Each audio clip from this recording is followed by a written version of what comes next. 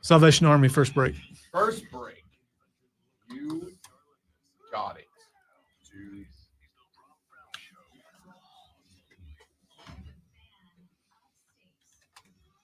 Good morning.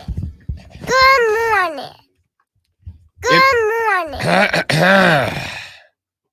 I was ready for the second one. All right, I was right there. I was ready to roll. It is a good morning. Good morning. Good morning to all of you. Good morning to you at large, America. Welcome in the 4-hour sports talk extravaganza. That is the Rob Brown Show. Starts right now. Welcome back. Good to have you. Happy whatever today is. Wednesday? Is today Wednesday? It's Wednesday, Wednesday, right? Yeah, it is. Happy Wednesday, my dudes and my dudettes. It is indeed wonderful to have you here with us. Us, because there's two of us. I am one half of us.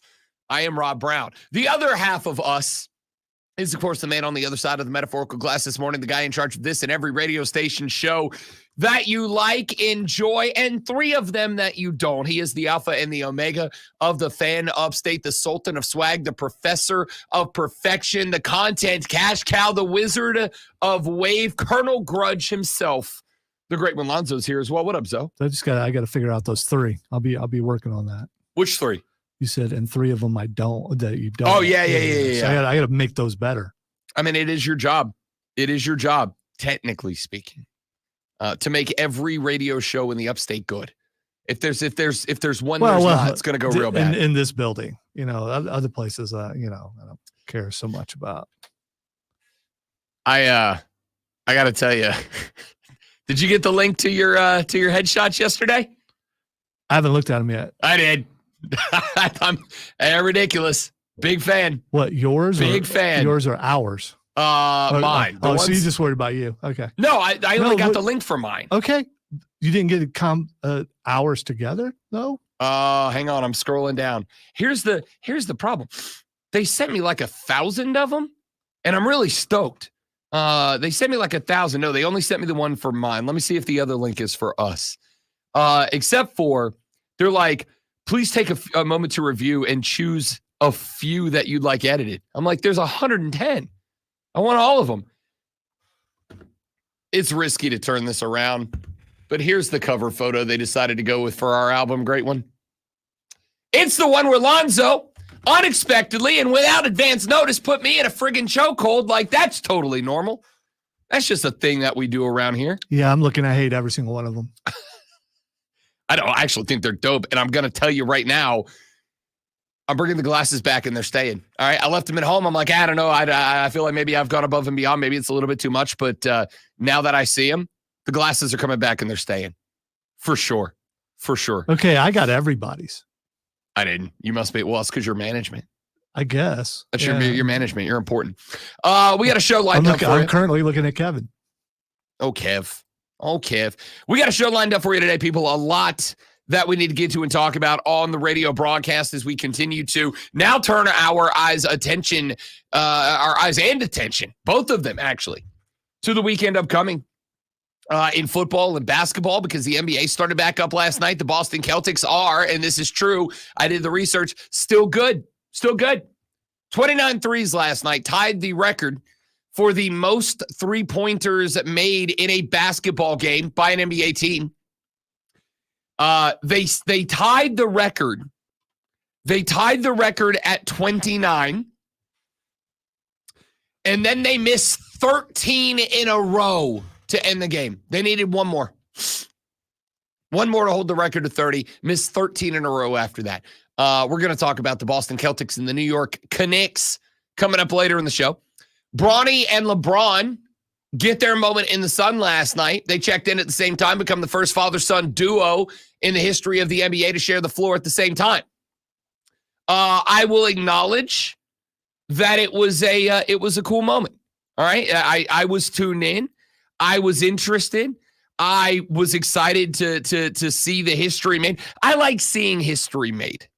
I like when you get the opportunity to check in, knowing that history is going to be made, knowing that something is about to happen. And you know it was going to be very cool because in attendance last night were the Griffies, senior and junior, were there last night. Another father-son duo, the first father-son duo to share the diamond together in Major League Baseball. Of course, it makes sense that they were going to be there.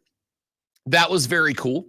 We'll talk about that a little bit later on in the show. We got to get to some NFL coming up later in the show. One of the things that I do is pat myself on the back when I'm right. But as I think I put on display yesterday, I also hold myself accountable when I am wrong. I think it's important. I think the difference between me and a lot of other hot take artists in this industry, and maybe this is or good or bad, I don't know yet, but I think the difference between me and a lot of other people in this industry is that I acknowledge that being wrong is something that happens. And to me, it's important to own it, right? Hey, I got that one wrong. It is what it is. I've gotten a lot wrong about South Carolina this year. I have apologized for that to Shane, to the program, to you, the fans, specifically the Alabama game. I have apologized quite a bit. I don't have an issue with that. People are wrong all the time. But also, I'm going to tell you when I'm right, too. And yesterday, as I was scrolling around sports podcast frequently, I'm building a fire pit out in my backyard right now. Not like a hole in the ground. I'm building like a nice outdoor patio seating area. And I was out in the backyard yesterday working on that, listening to some podcasts, listening to some radio. And I think it's great that so many of you have started to recognize what I told you going into the season. And it's that the Baltimore Ravens are, as they have been called multiple times, a wagon. Just a wagon right now. That team's real good. And it's because of what I said preseason was going to happen. Derrick Henry's the perfect fit for that team. He was the piece that they needed. Them grabbing him, absolute cheat code to win the AFC this year. Not saying that is what's going to happen. Just that they are the biggest threat the Chiefs have faced in a very long time. But also, there's more. There's more is that apparently the Buffalo Bills are still very active in the trade market right now.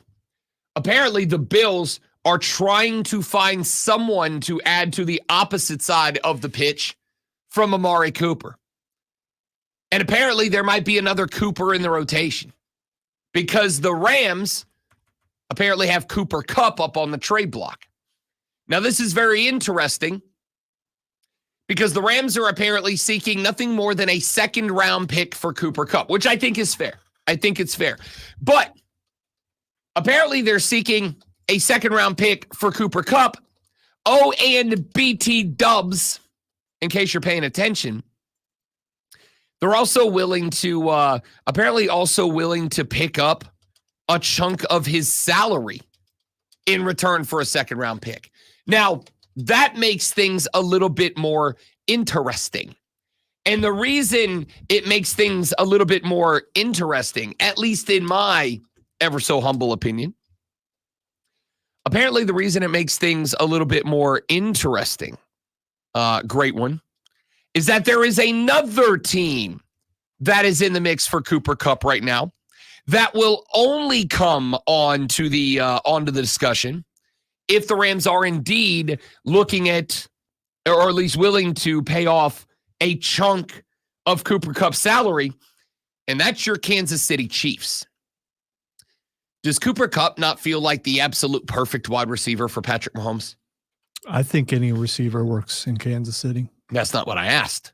I said, does he not feel like the absolute perfect wide receiver for Patrick Mahomes? Valued and used asset by the future dynasty, yes. But if they don't get him, they'll still be all right. I didn't say they would. But what are they willing to give up for him? That's the question. The question mark is, would they be willing to meet the sale price, which is what is reportedly being asked right now?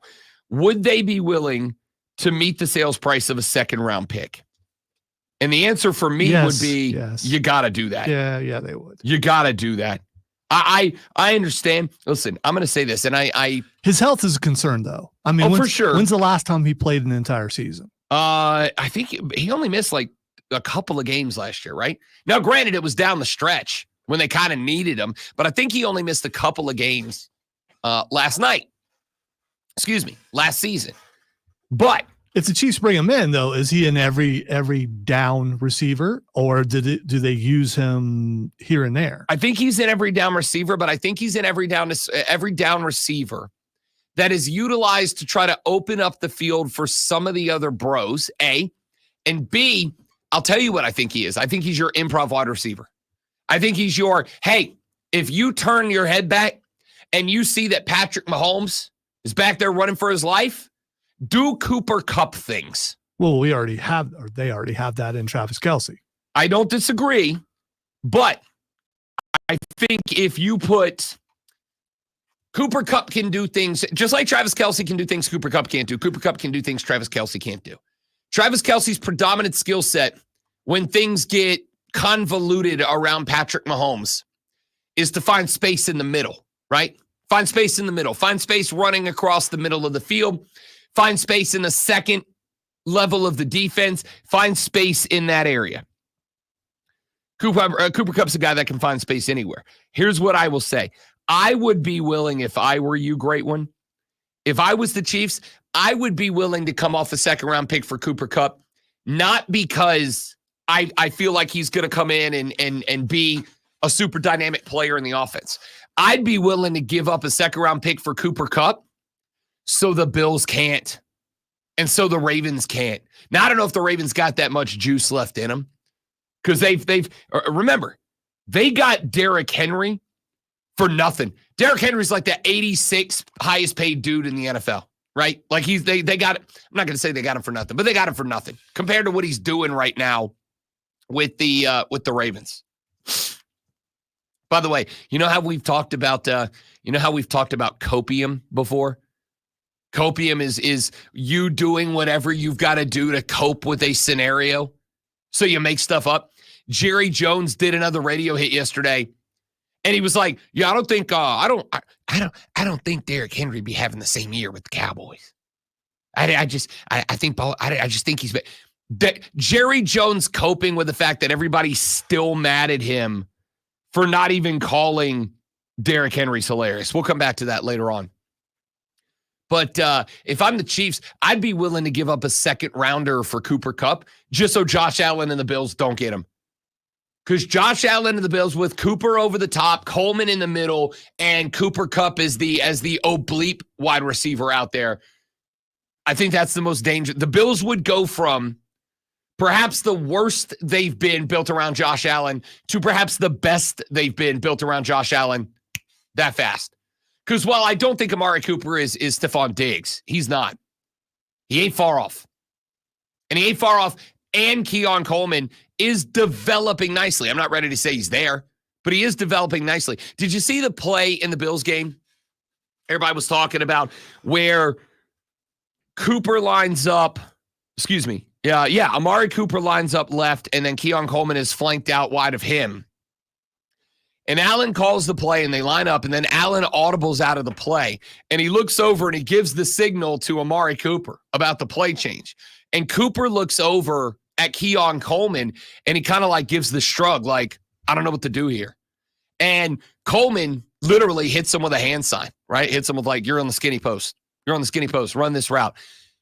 And then Amari Cooper runs that route. Allen hits him in the hands for a tutty. Right, it was the exact route that Keon Coleman simulated with his hands. It was spectacular. And they go into the locker room. And I thought this was very cool. They go into the locker room after, and they ask Keon Coleman. They're like, "Yo, what did you tell Amari? Did you tell him what route to run?" And Amari's like, "No, that's not what happened." He's like, we made an audible. We just communicated. Said you can never get fined for over communicating. You can't there's no world in which you get in trouble for over communicating. And I'm like, that's a really dope take from a rook, right? That's a really aware take from a rookie. I think that's stellar. I think Keon Coleman is shaping into a pretty good young player as a number 2. Now you got the one in Amari Cooper. You give me that 3 to Josh Allen with Cooper Kupp. That's terrifying.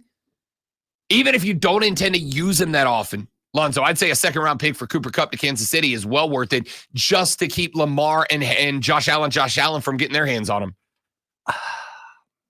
See, I know how this is going to sound.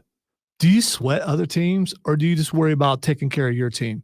I get your what you're saying about strategy, but if you're too worried about everybody else, I mean, I don't think that the Chiefs operate that way. If they get him, they would go after him because they could use him as a weapon, not to take him away from everyone else. The answer to me is both. And I think if you're not doing both, you're not doing your job. I think if you're not dialed in on what other people are doing, it is good to be introspective, right? It is good to look at you and go, here's how I handle my business. How do I do this? How do I get better? How do I handle my business? And that's great. And you should do that. Everyone should do that. But I also think if you want to get ahead, you have to be looking at what everybody else is doing. And you have to be evolving and adapting and overcoming alongside that. I was talking about it earlier in this segment. When I get done with this show, I watch my wrestling. All right. I watch my wrestling. And for the rest of the day, from the time that I leave here until the time that the wife gets home and it's dinner time or whatever, I listen to other shows. And it's for 2 reasons. Number 1, because I want to be entertained, sure. But also, number 2, because I want to hear what everyone else is doing, saying, talking about, focused on, dialed in on, etc. Because if you miss the wagon as it rolls on by, you get left behind, right? And so if I'm driving around and I'll give you an example. I think it is important to listen to our in-market competitors. I listen to our in-market competitors all the time. And it's, for the record, I think all the dudes that work over there, all great dudes, all of them. Every time we see each other at ACC Media Days or Clemson Open House Day or South Carolina Open House Day or whatever, dap them up, say what's good, how we doing, fellas? Let's grab a brew. Good dudes, like, but they are our competitor. And I tune into them regularly. And I tune into them regularly so I don't get left behind. I don't miss the boat. They don't jump on something that I missed and I get left behind. To me, it's the same thing. If you were the Chiefs, are you focused on being the best Chiefs team you can be? You're absolutely right. You are. But I promise you're watching game films on the Bills, right? Yeah, Andy Reid's in there watching game film about what that defense is doing. When you're playing them. When you're not, you don't care about them. You move on to who you're playing next. Game plan is about who you're playing next, not who you potentially might play later. I think with the team, spot on. With the team, I'm not going in there and I'm not bugging Xavier Worthy with, when we get to Buffalo, here's the looks you're going to see. But if I'm Andy Reid, I'm 3 weeks out. I'm looking at that team just to make sure there's idiosyncrasies I picked up on.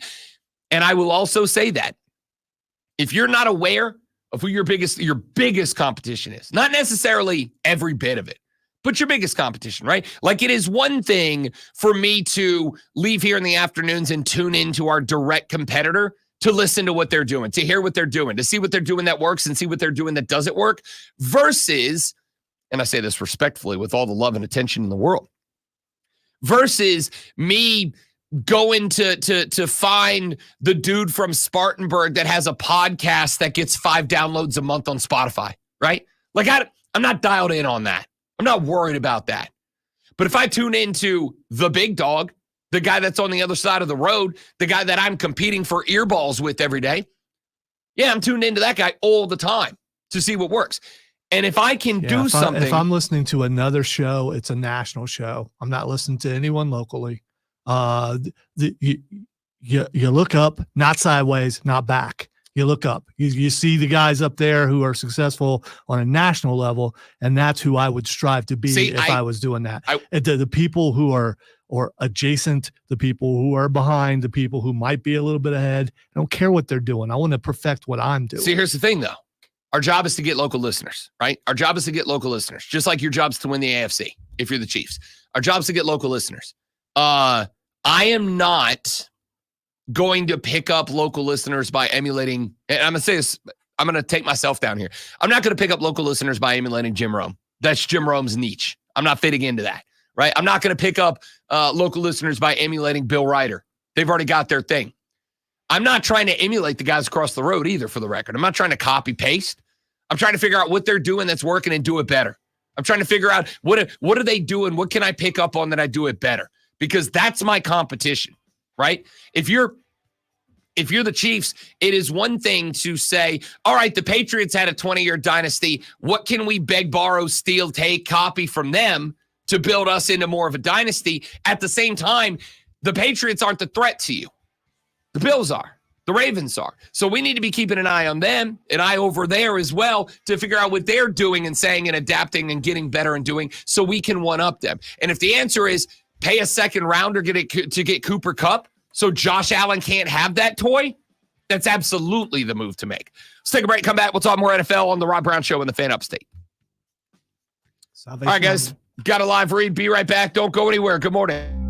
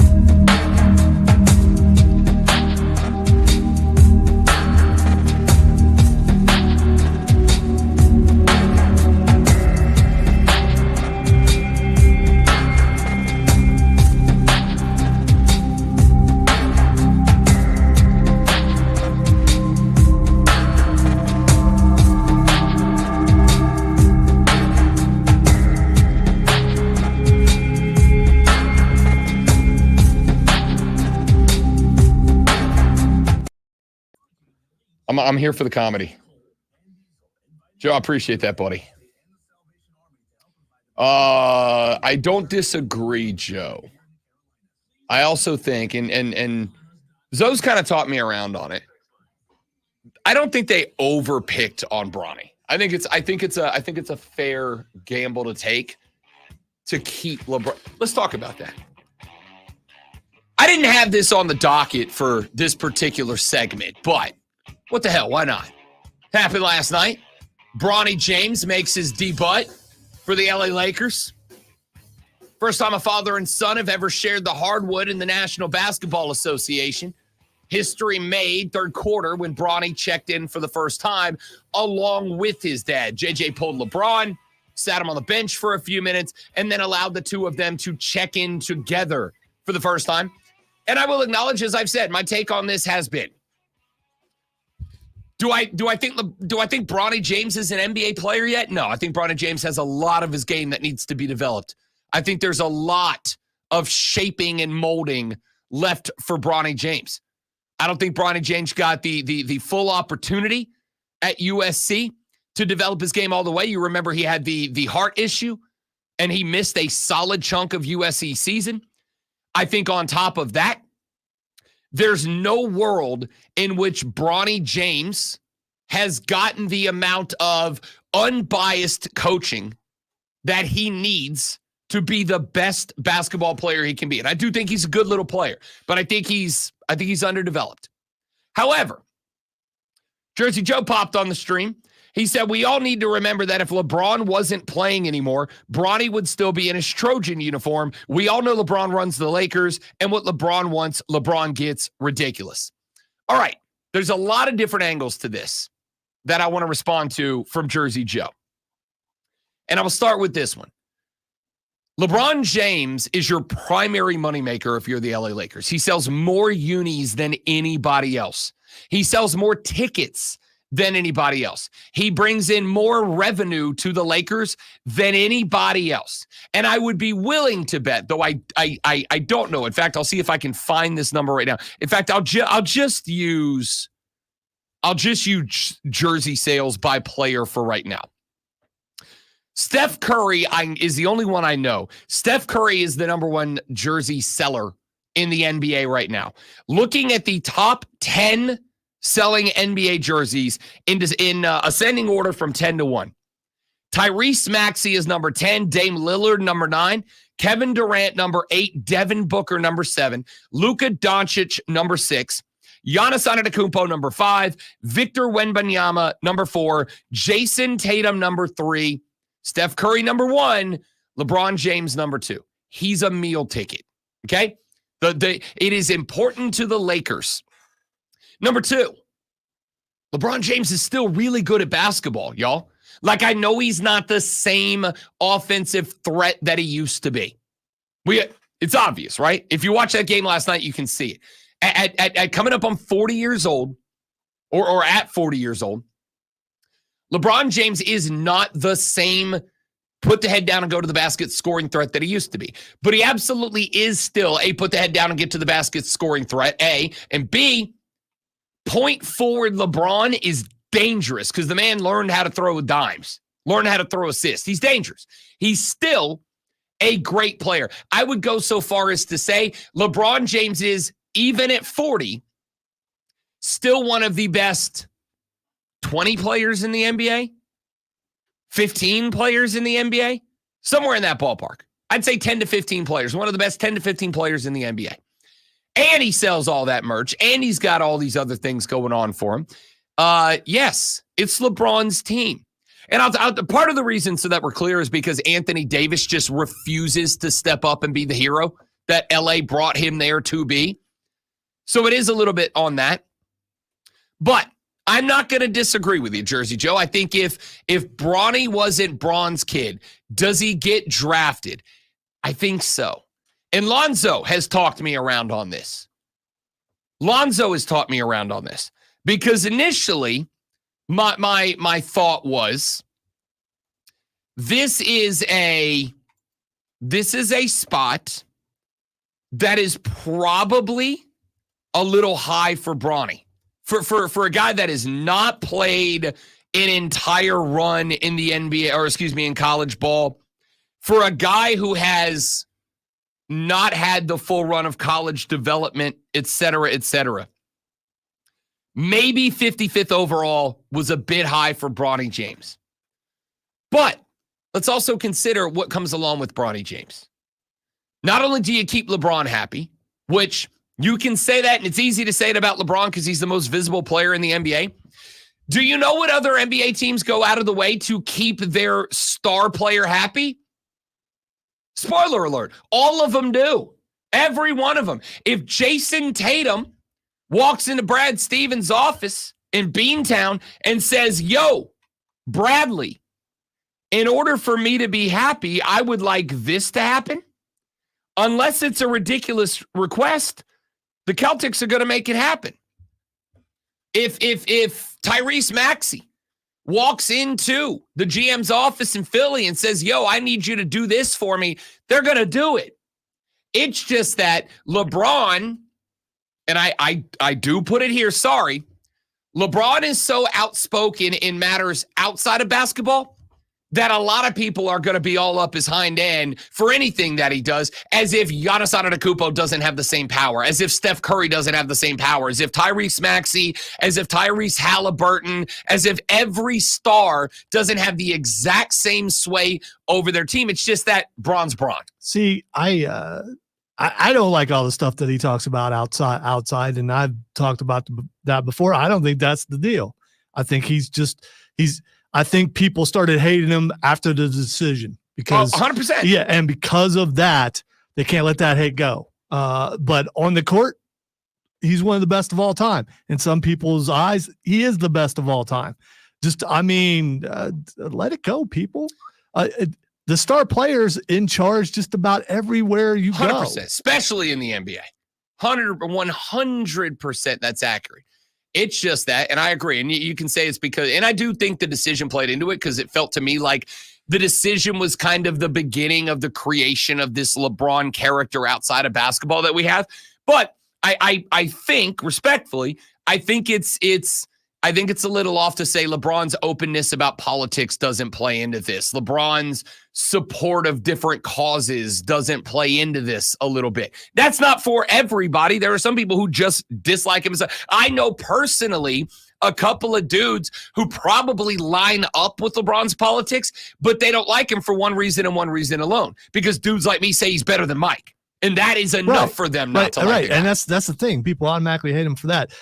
If you get rid of all the politics and you go back to LeBron before you knew anything about all that other stuff, he still would have had this treatment as far as star treatment because he's a star. And you're right. In the NBA, that's how it's done. It is how it's done. So by bringing in Bronny, you keep LeBron happy, which is good. You get a guy who, despite not having the full ability to develop in his college days at USC because of his medical issues, is a pretty good player. And like we pointed out, quick, any of you tell me anything about pick number 56, Kevin McCullough Jr. Here, I'll make it easy. Where'd Kevin McCullough Jr. go to school? Where'd he play his college ball? I would bet about 5% of you know. It's Kansas. Quick, tell me anything about pick number 54, Anton Watson. Where'd he play his college ball? I bet about 5 of you know. Gonzaga. The point here is, I don't really think you overdraft. Lonzo taught me around on this. I don't think you overdrafted Bronny. And even if you did, overdrafting Bronny by 5 spots in order to make sure LeBron is satiated coming in this year, that's worth it. That's very worth it. Back after this on the Rob Brown Show on the Fan Upstate. All right. I like our stuff together more than I like any of my stuff, but I guess I'll have to pick a couple. I also, because of weight concerns, like the jersey ones best, but that's not the ones they're probably going to want. I am going to say, you and I have this innate ability to hit this pose in a spot that we can perfectly crop. Yes. Yes. I was looking at those are the ones I'm Yeah. picking. I mean, with my own photos too. Okay.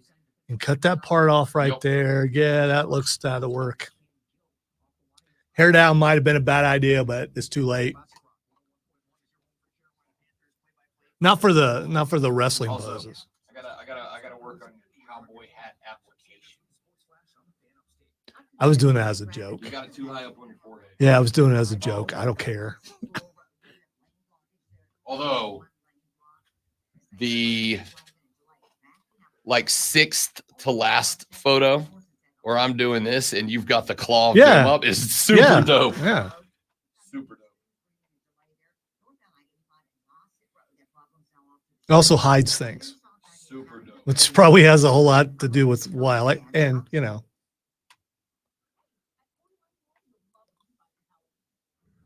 I was a bit like Roy. I want all of them.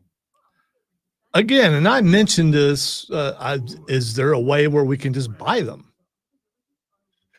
I mean, I don't know how expensive they are, but I mean, I think we should be given the option to buy the ones we like that are not being used by the I company don't disagree. so we can use them for other things.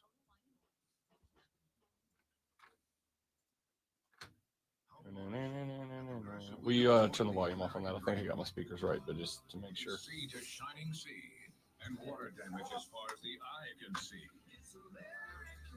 It's freshly mowed grass, and a fence that was freshly vandalized by a pack of unruly teens. It's also round-the-clock protection when you bundle your home and auto with Progressive, which can help keep the American dream of homeownership alive and kicking. Get a quote at Progressive.com. Progressive Casualty Insurance Company affiliates and other insurers in the United States. Let's face it, nowadays, most companies have to rely on dozens of expensive, disconnected platforms to run their business. And even then, things can get a little, well, stressful. You also notice he blew some of the pictures up on purpose, I think. Blew them up. I mean, made them bigger, the ones at the bottom.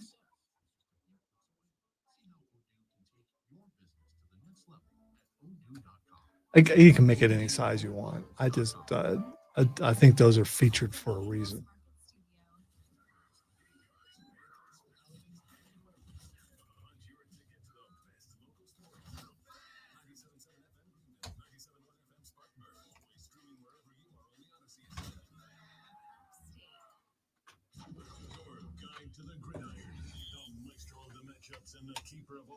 Yeah, no, I agree with that. Like, nobody is going to be more straight up, keep it a buck, no cat with Bronny than LeBron. You hope.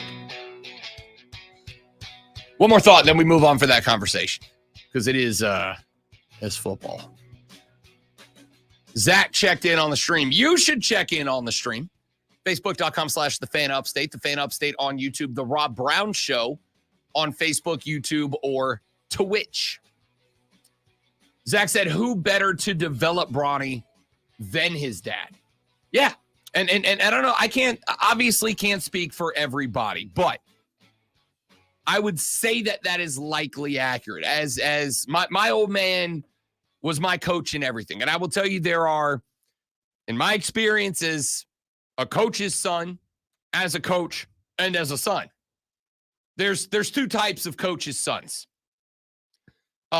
There's the coach's son for whom the dad only coaches so that he can make his kid the all-star. And then there's the coach's son whose dad coaches. I can do this. Then there's the all-star whose dad coaches so he can develop his kid into an all-star. And there is a difference. There's a clip on X, and I think it's actually on Instagram, but they shared it on X right before Bronny goes out, and LeBron is telling him stay focused and all this kind of stuff. And I know he's not acting because we've seen him act, and so I mean, it's really good advice before he goes out on the floor. If you haven't seen that, you should check that out. Yeah. It's pretty cool. Listen, I mean, you know when you're mic'd up if you're those guys. So, but still. For sure. And you can tell that this matters to LeBron, right? I've said a couple of times. My thought on this has been, regardless of how I feel about LeBron James, regardless of how I feel about Bronny James, about JJ Redick, about the LA Lakers, regardless of how I feel about any of this, I'm super, super happy. My froth is peaked for LeBron James. My froth is peaked, bro. Yeah, my froth has peaked for LeBron, because how cool is it, right? I've said a whole lot of times, I would give away everything I owned for 10 minutes on a basketball court with my old man. 10 minutes on a basketball court, you can have everything I own and have ever owned for 10 minutes on a basketball court, just to shoot free throws with my old man and BS, right? Big fan. So I get it. I get it. But from the perspective of the Lakers, from the perspective of Bronny and his ability to be a player, et cetera, there's two types of coaches' sons. There are the sons whose dads coach so that they can make their kid the all-star. And then there are sons whose dads coach so they can develop their kid into an all-star. I was very fortunate. My old man, when he was my coach, and he coached everything. My dad did not know a damn thing about soccer. But when I was playing soccer, my old man went and learned about the game, went and learned everything he could learn about soccer. And he went and learned everything he could learn about soccer so that he could get out there, coach my PASA team, my youth team. He could get out there, coach my youth team, and coach me and try to develop me into a good soccer player. When I started playing T-ball, my old man, who obviously didn't know a lot about baseball, but he wasn't a coach, right? He was just a fan. But he went and learned how to coach baseball so that when I played T-ball and coach pitch and, eventually graduated into Little League ball, my dad was able to coach me. My dad was able to actually coach me to be a better baseball player, not just as a fan, but as a coach. And then when we got into the ages where I was playing actual legitimate competitive ball, right? It wasn't the coach pitch anymore where we didn't keep score, where you just played the game for the sake of learning the game and learning how to play the game and developing your talent. When it got to the point that we went, all right, we're keeping score now. Now we're keeping score to find out who is the best team. When we got to that point, my dad was harder on me than anybody else on that baseball diamond. I mean, he brought it down on me. However, there was another kid in the league. Whose dad coached another team. We'll say last names, his first name was Thomas. His dad's name was Thomas Sr. They coached a different team. And the only I could tell it as a kid. The only reason that dude coached that team was because he believed his kid was Major League Baseball bound. That entire team revolved around him. He was the starting pitcher. When he wasn't pitching, he was the DH. He was this, that, and the other, whatever. It was very obvious what Thomas Sr. was doing for Thomas Jr. versus my dad, who put my ass on a bench in an all-star game because I wouldn't turn my hat around the right way. The right way. In batting practice, not even in a game, in batting practice, had my hat on backwards. He's like, turn it around. Ball players on the field wear their hat forward. Nuh-uh. Ken Griffey Jr. wears his backwards. Look, Sid. Look, son. Look, kid. You can turn it around like a real ball player. You can sit your rear end on the bench like a not real ball player. And for whatever reason, that was the moment Rob Brown decided he was going to stand on business. And do you know what happened? I got pulled from my start as the pitcher on 5 minutes notice. My dad threw another kid who hadn't pitched, couldn't pitch, and we got our butts run off the diamond. All right? My dad utilized his ability as a coach to make me a better ball player and a better person. I think Bronny has that advantage in LeBron. I don't think there's any advantage. Did LeBron James use his sway to get Bronny drafted? Probably. Did LeBron James use his sway to get Bronny on the opening night roster? Probably. Does Bronny deserve to be on the opening night roster? I don't know. I don't know what else they got deeper down the bench that you could say that guy can help more than Bronny. What I do know is if there is a dude on planet Earth, at least this is how I feel about it. If there is a dude on planet Earth that's going to be able to look at Bronny in the face and go, hey, bro, you suck at this, get better at it, and not create a rift, it ain't JJ Redick. It's LeBron James Sr. So you've given the son perspective. Let me give you the dad perspective. So I wasn't their coach, but for everything that my son and daughter did, when they would get done, they would come off and I would say, you need to do this, you need to do this, and mom, oh, you did a great job. It's like, no, he didn't or she didn't. She could do this better. And they would listen attentively and they would go out and try it. I got banned from all parents got banned from being beside the wrestling mat one day because I wanted Cameron to win so bad. And I knew he just needed to be thinking just a couple moves if he would just try those. So I went out on the side of the ring, the side of the mat. No one told me I couldn't do it. So I did it. And I'm yelling, hey, throw in a half there, shoot there, do this, do that. And he listened to me and he won his first match. And he come back and he thanked me for that. And then all parents got banned from the side of the mat. But I got to do it once. And then later on, I made my way back onto the mat when he was in upper state by announcing it. And then they couldn't keep me from the side of the mat. I could walk over whenever I wanted to and try to help him out. So, I mean, from a father's perspective, you're proud of your kids being out there, but you see the things that they could do better. And for the most part, they'll listen to their coach, but they will listen to you a little bit more because you're their dad. I will tell you that of all the coaches I had, my dad didn't coach every team that I was on. My dad was the hardest coach I ever had on me. And also, and again, I acknowledge, and let me be very clear about this, and this is even a discussion we've had in this room. I acknowledge that I was very privileged to have an old man that cared, that was there, that was involved, that wanted to coach, that took time out of his day, out of his years to coach my teams and to coach me and to help me and my brother be better, not just better players, but better people. I acknowledge I was very privileged in that regard. Just like Bronny is very privileged, not just to have a dad, but to have the greatest ball player of all time as his dad. And a guy that was able to stick around in the league until he was 40 years old in order to have his son out there. All right. According to Adam Schefter, it's happening. Titans and Chiefs are working to finalize a trade that would send wide receiver DeAndre Hopkins to Kansas City. Holy smokes.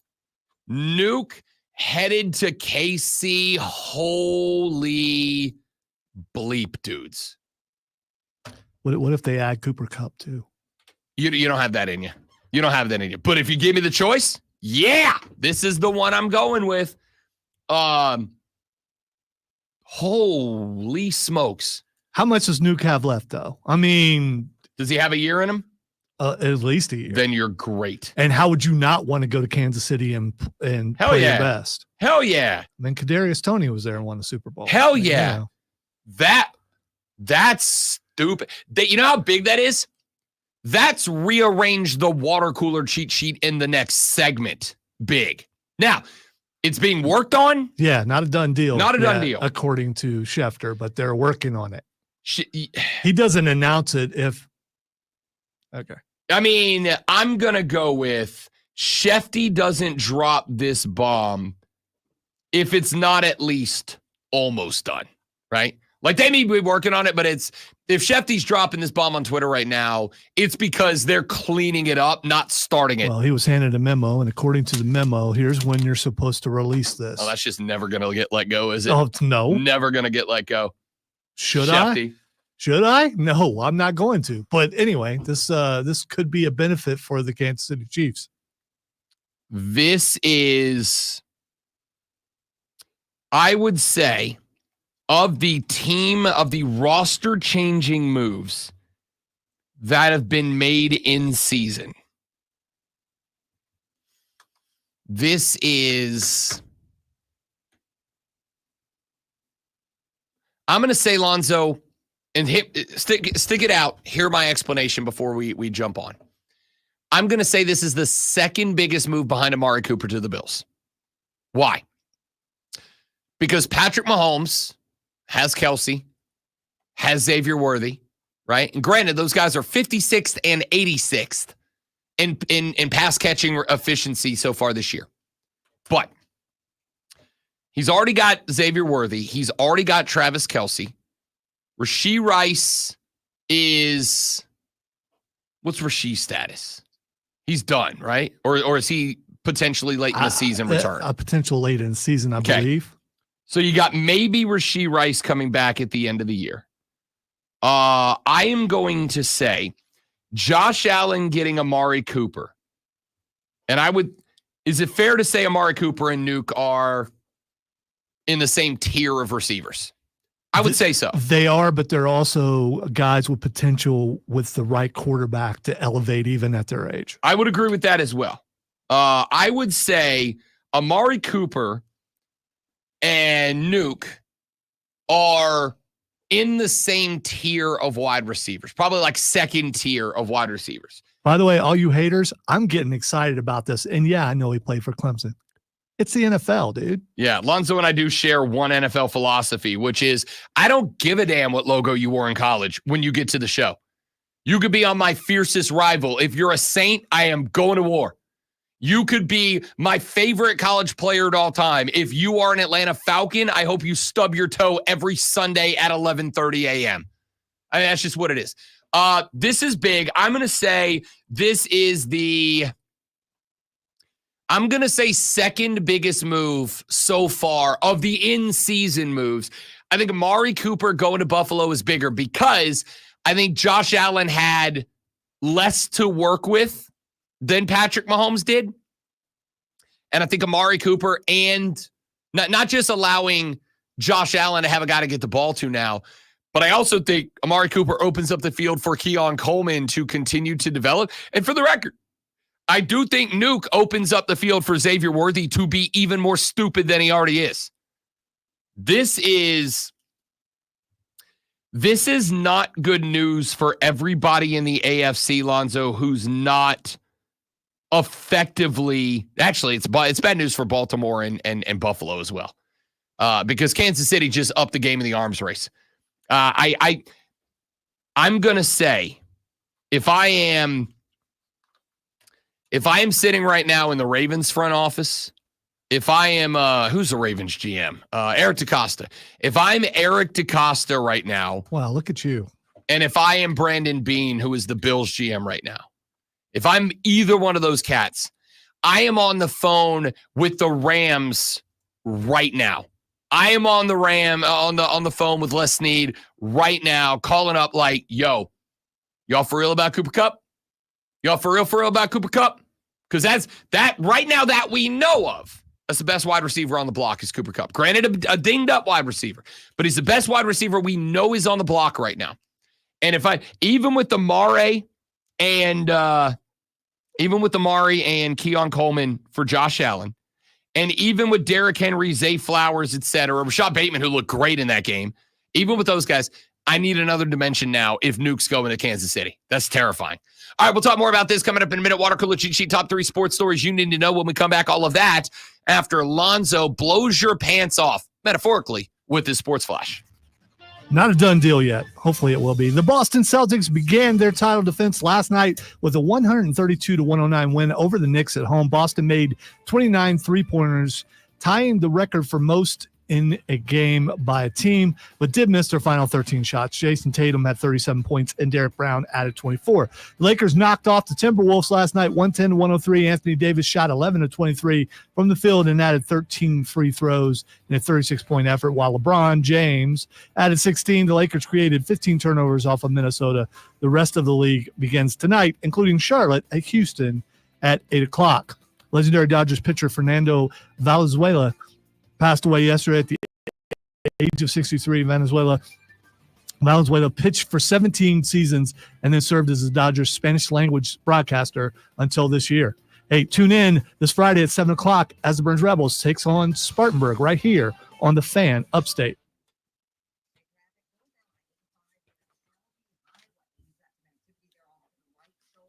And suddenly I tried to plural everything.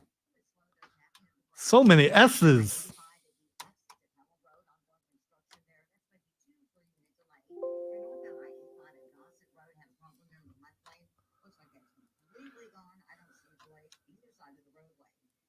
Talk 98.9 WRD Graphic Center. I'm Lloyd Houston on the fan, upstate. We all hear the radio ads about the IRS. They tell you to be afraid, to be scared, and they try to frighten you into calling. I'm not here to do that. Tax Relief Advocates is different. TRA is here to tell you that if you owe money to the IRS, whether it's $5,000, $50,000, or $500,000, we have a solution. It doesn't matter if you're sitting in your car, at work, or with your kids. No matter where you are, call now. 800-575-6986. Don't lose hope. TRA can eliminate or reduce what you owe to the IRS. Generous programs are now available that can give you a fresh That'll be for the Super Bowl, Zach, but it would be the third in a row. We have over 1,000 five-star reviews on Google and an A+ with the Better Business Bureau. You don't need to be afraid of the IRS any longer. End your tax nightmare. I think 5 overall, too. Online at TRA.com or call 800-575-6986. That's 800-575-6986. Tax Relief Advocates. Real solutions for real people. Where does my family look forward to going to all year? Mad World Haunted Attraction. They have so much to do for foreigners, like mini golf, carnival games. I went with your angle and answering an email where I didn't say hello. And now everything he sends me is old world stuff. Because I said, hello, I hope the day finds you well. Beautiful. Good day to you, sir. I write this email with the utmost regard. Attention level fans, are you ready to experience MVP treatment in banking? Look no further than Founders Federal Credit Union, where personalized service is the winning play. Don't settle for being just another number. Join the Founders family. Receive the personalized attention you deserve. Visit an office near you or visit relax. Greetings and salutations, my friend. I hope you're having a fantastic afternoon. That's what he said to me. I hope you and the rest of your mighty troop enjoy the show.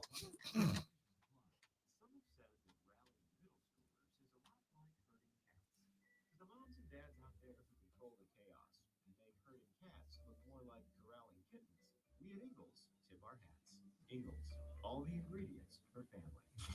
Do you need information on disaster relief or how to volunteer? Text keyword relief to 71307. A link with disaster relief information will be sent directly to your phone. Text the keyword relief to 71307. Standard text and data rates may apply. This is the story of the one. As a facility technician installing a new welding station, he knows getting the ventilation right is critical for safety. That's why when questions arise, there's Granger. I don't believe in superstitions, but I bet Rob would be right there with you on that.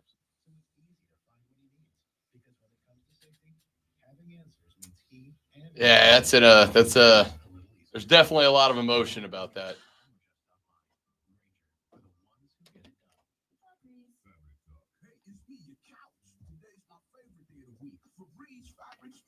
The occasional deep cleans are nice, but in between, you know I'm in the refresh. Ooh, here she comes with the Febreze fabric spray. Oh yeah, spritz them armrests. Don't be shocked. Nothing like a good spray down to get me smelling so fresh and clean. Don't forget my back. Nice. Febreze fabric spray. It's just that easy. Now we can both breathe happy. Febreze. La la la la la.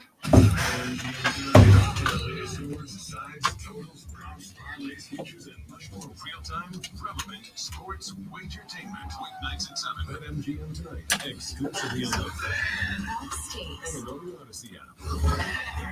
Upstate. WYOD Greenville. WORD Spartanburg. WPCHD Treatment, the official sports voice of you, the Upstate fan. Odyssey Sports Nation. QC in the first break. 10-4. Man, check this out. Your own official Rob Brown lockdown. Manufactured locally for the Carolinas.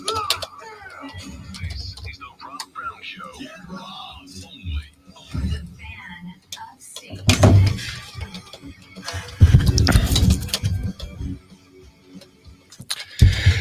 Here we go. Hour number 2 of the Rob Brown Show starts now. Welcome back, ladies and gentlemen. I am Rob Brown. The great one, Lonzo, is here as we roll through the 4-hour sports talk extravaganza. That is the Rob Brown Show here on the Fan Upstate. We've got a lot to get to, a lot coming up on the show. Coming up in the very next segment of the radio broadcast, the magnificent Denton Day from Sirius XM will join the show. He is the host of College Football Overtime on Sirius XM. He'll be checking in with us in the next segment to talk a little college football with us. We'll ask him about the Gamecocks' performance against Oklahoma. There's been a conversation going on nationally. Is that more about what South Carolina is, more about what Oklahoma isn't, or some combination of the two? We'll talk to Denton Day about that, as well as what he sees happening in the future for the Clemson Tigers and more. At 8:20 this morning, my Saturday co-host, Cody Decker, from Bet for the Cycle, as well as the host of Beetle and Decker on Sirius XM, will join us here on the show. We're going to talk a little World Series baseball with Cody Decker coming up at 8:20 this morning. The World Series getting underway Friday evening as the Los Angeles Dodgers and the New York Yankees are set to get it on 7-game series that begins out on the left coast with the Dodgers hosting the Bronx Bombers. I would have Cody on closer to the end of the week, but considering the amount of sway that Deck has in the baseball broadcasting world, he's very busy between Thursday and Friday. So fitting in some time with us. Today at 8:20, we'll talk with Cody Decker, do a little World Series preview with you, coming up in a little over an hour from now. But all of that is in the future. What's in the immediate? What's in the present? What's in the now? It's the top 3 sports stories you need to know going on in the world of sports before you get to the office in less than 58 minutes from right now and start talking sports with your friends, family, and coworkers, whoever you might spend the majority of your day with. You want to talk sports, you got to know what's going on. That's why we do this. Are you ready for the playbook of the peculiar, the almanac of the absurd, and the encyclopedia of the extraordinary? Well, you better be, because we're diving headfirst into the 3 top stories that will have your coworkers saying, "Game over, man. It's game over." They take their first bathroom break. No. Here we go. Welcome to the water cooler cheat sheet on the Fan Upstate. It's the water cooler cheat sheet, the top 3 sports stories that you need to know before you get to the office this morning and start talking sports with your coworkers. You want to know what's going on. You need to know what's going on, ladies and gentlemen. You need the water cooler cheat sheet. You need item number 1. Let us begin where we began last night, and that's on the hardwood with the Boston Celtics beginning their title defense in 2024-25 of the NBA season with a 132-109 win over the New York Knickerbockers. That's your final score. The Boston Celtics knocked down 29 three-pointers in that contest last night. That ties the most three-pointers made by a team in a single game with the Milwaukee Bucks from a couple of seasons back. However, that's not the hilarious part about this whole thing. The hilarious part about this whole thing is that after the Celtics knocked down three-pointer number 29, they proceeded to miss the next 13 efforts from behind the arc, including one series that saw them lift like 6 consecutive three-point efforts, and none of them found the bottom of the cup. I'm sure this is because of defense, because the other team didn't want them to break the record. Sure. That's what, yeah. Sure. That's what I think happened. Sure. Let's go with that. In fact, they went with the tale as old as time defense, Zoe, of if you allow a guy 9 feet to lift up a three, he'll overthink it, right? He'll overthink it. He'll get overconfident and he'll brick it. And the defense was spectacular for the Knicks. Of course, the Celtics would ultimately shoot 47.5% from the floor. Realistically, that number was closer to 57% from the floor, except for they missed a lot of shots after the game was out of hand because they were trying to break that record, something they failed to do. On the flip side, the New York Knicks, 11 of 30 from deep, 43 of 78. They did shoot 55% from the floor, but the three-point race just outright won by the Boston Celtics. They also out-rebounded the Knicks by 3.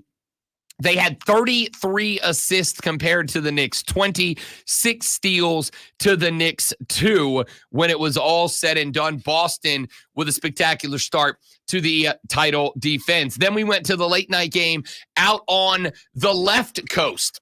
There's all the X's on the floor. Isn't that great? Isn't that spectacular? So much fun. That's all the misses. That was all the misses. I mean, they're like A lot of misses. 4 in a row that they got the rebound. All on one series. Yeah, it was bad. Yeah, pretty spectacular. Went out to the left coast. The Los Angeles Lakers were 1.5-point underdogs. They walk out with a 7-point win, 110-103 last night.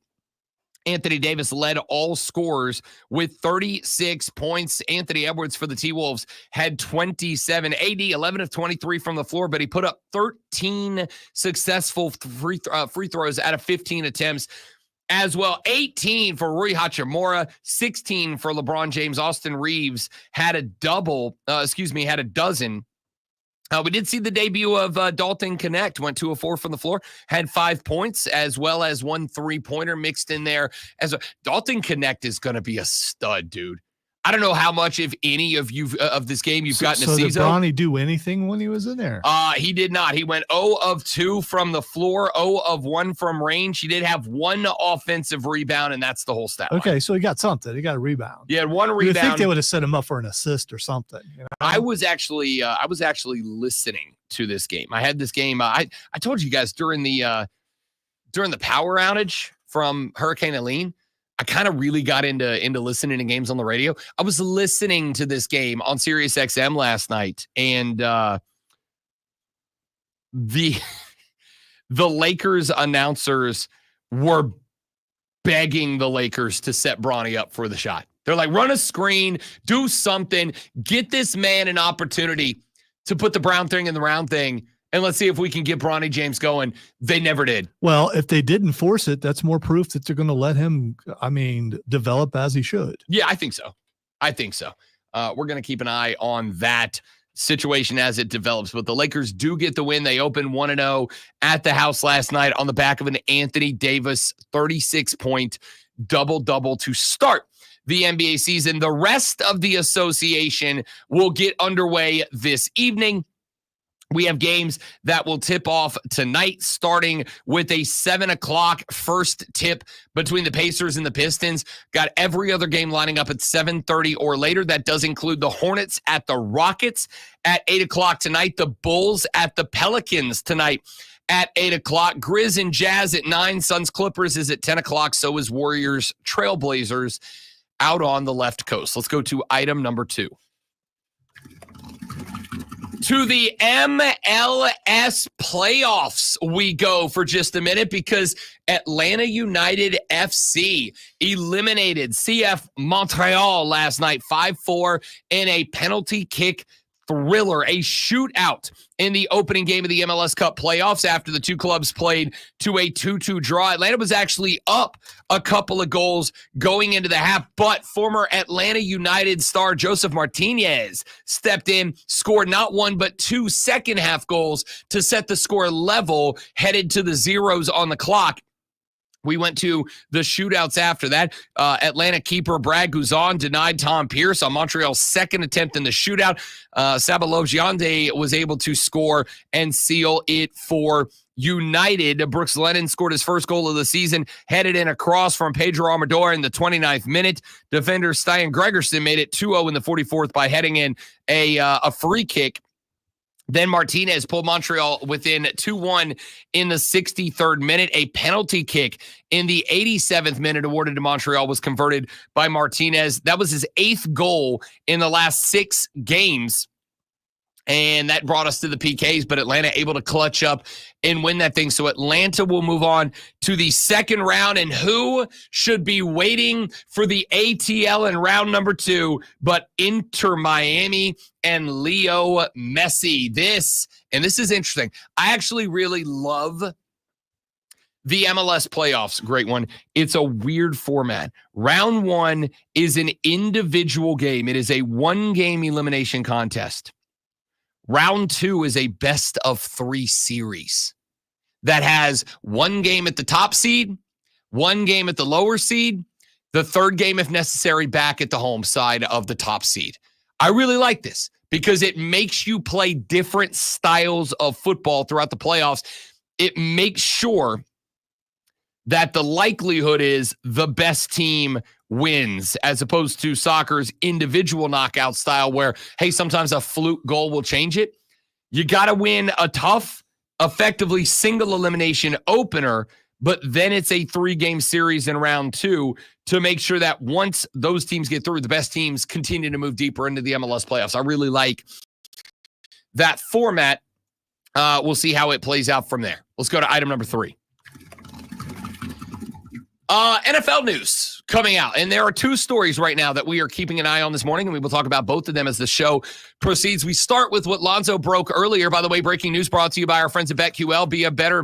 Be a smarter, better, and beat the books with BetQL. Grab the BetQL BetQL app, for the best betting analysis you're going to find anywhere. And on top of that, make sure you listen to Bet for the Cycle every Saturday at noon on the BetQL network with myself and former Major League Baseball player Cody Decker, who, by the way, will be joining us coming up at 8:20 to talk World Series preview.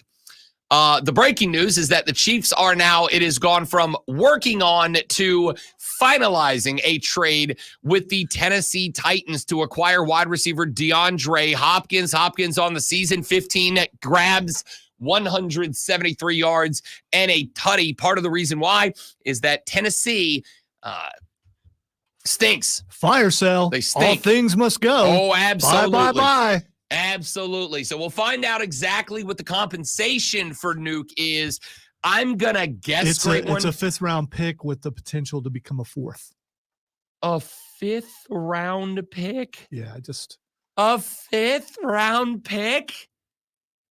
The rest of the league is watching Nuke go to Pat for a 5th round pick? Good Lord. You know what that does do, though? That leaves a possibility that if you wanted to go get Cooper Kupp too, you could. Well, it's a money thing now. I don't know. Okay. I don't know off the top of my head what Nuke's contract situation is. If this is if this is the only year he has on that deal, and the Chiefs would have to re-sign him. So I don't know how much is going to be on the table in terms of compensation and salary cap hit the Chiefs have to come off of this year in order to pay Nuke. But I will say, if there is enough left on the table, and if, as Diana Rossini from ESPN reported yesterday, the Rams are indeed willing to pick up some level of Cooper Kupp's 2024 salary in return for a 2nd round pick, instead of probably a 3rd, 4th, maybe 5th, like Nuke is going for, if they are willing to pony up some of the salary of Cooper Kupp, that is very on the table. I will also tell you the bargaining price for Cooper Kupp just went through the roof. Because if I'm Buffalo or I'm Baltimore, I'm panicking right now. I got to go get Cooper Kupp. He's the best free agent or best trade target that we're aware of so far of wide receivers left on the block. Cooper Kupp sent Nuke Hopkins a text saying, "Thanks, bro. Thanks, dog. Appreciate you, bruh." I certainly think the LA Rams did. The LA Rams are like, Nuke. Sup, dog. Appreciate that. Not what you're getting, but where you're going. Appreciate that. The other bit of NFL news we're keeping an eye on, Carolina Panther quarterback Andy Dalton involved in an automobile accident yesterday afternoon in Charlotte, according to a team spokesperson. Dalton, his wife, their 3 children, and their dog were traveling west on Sardis Road near Providence Road, about 7 miles away from BOA when the accident occurred. According to reports, no one in the vehicle was transported by emergency medical personnel to the hospital. However, Dalton was being evaluated yesterday evening by team medical personnel. The team said no further information was available at the time on the accident or Dalton's availability for Sunday's game against the Denver Broncos. The 36-year-old is 1-4 since replacing Bryce Young.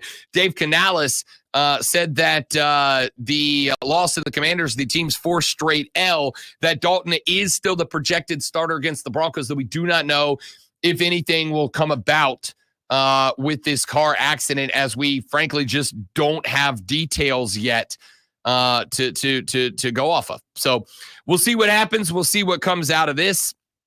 we'll keep an eye on this story and see if we develop anything, any news, any information coming up after this. All right, we got to run to a break. I want to talk more about this DeAndre Hopkins story, going to Kansas City, what he does for Patrick Mahomes and Andy Reid. I want to talk about what this does for Cooper Kupp and the rest of the league that might be in on that sweepstakes. But when we come back, we're going to talk a little college football. Denton Day, the host of College Football Overtime on SiriusXM, will join us. We'll break down everything going on with the new AP Top 25 as we move forward to the implementation of the 12-team playoff, what impact that might be having on some teams and how they handle their in-season strategy and more.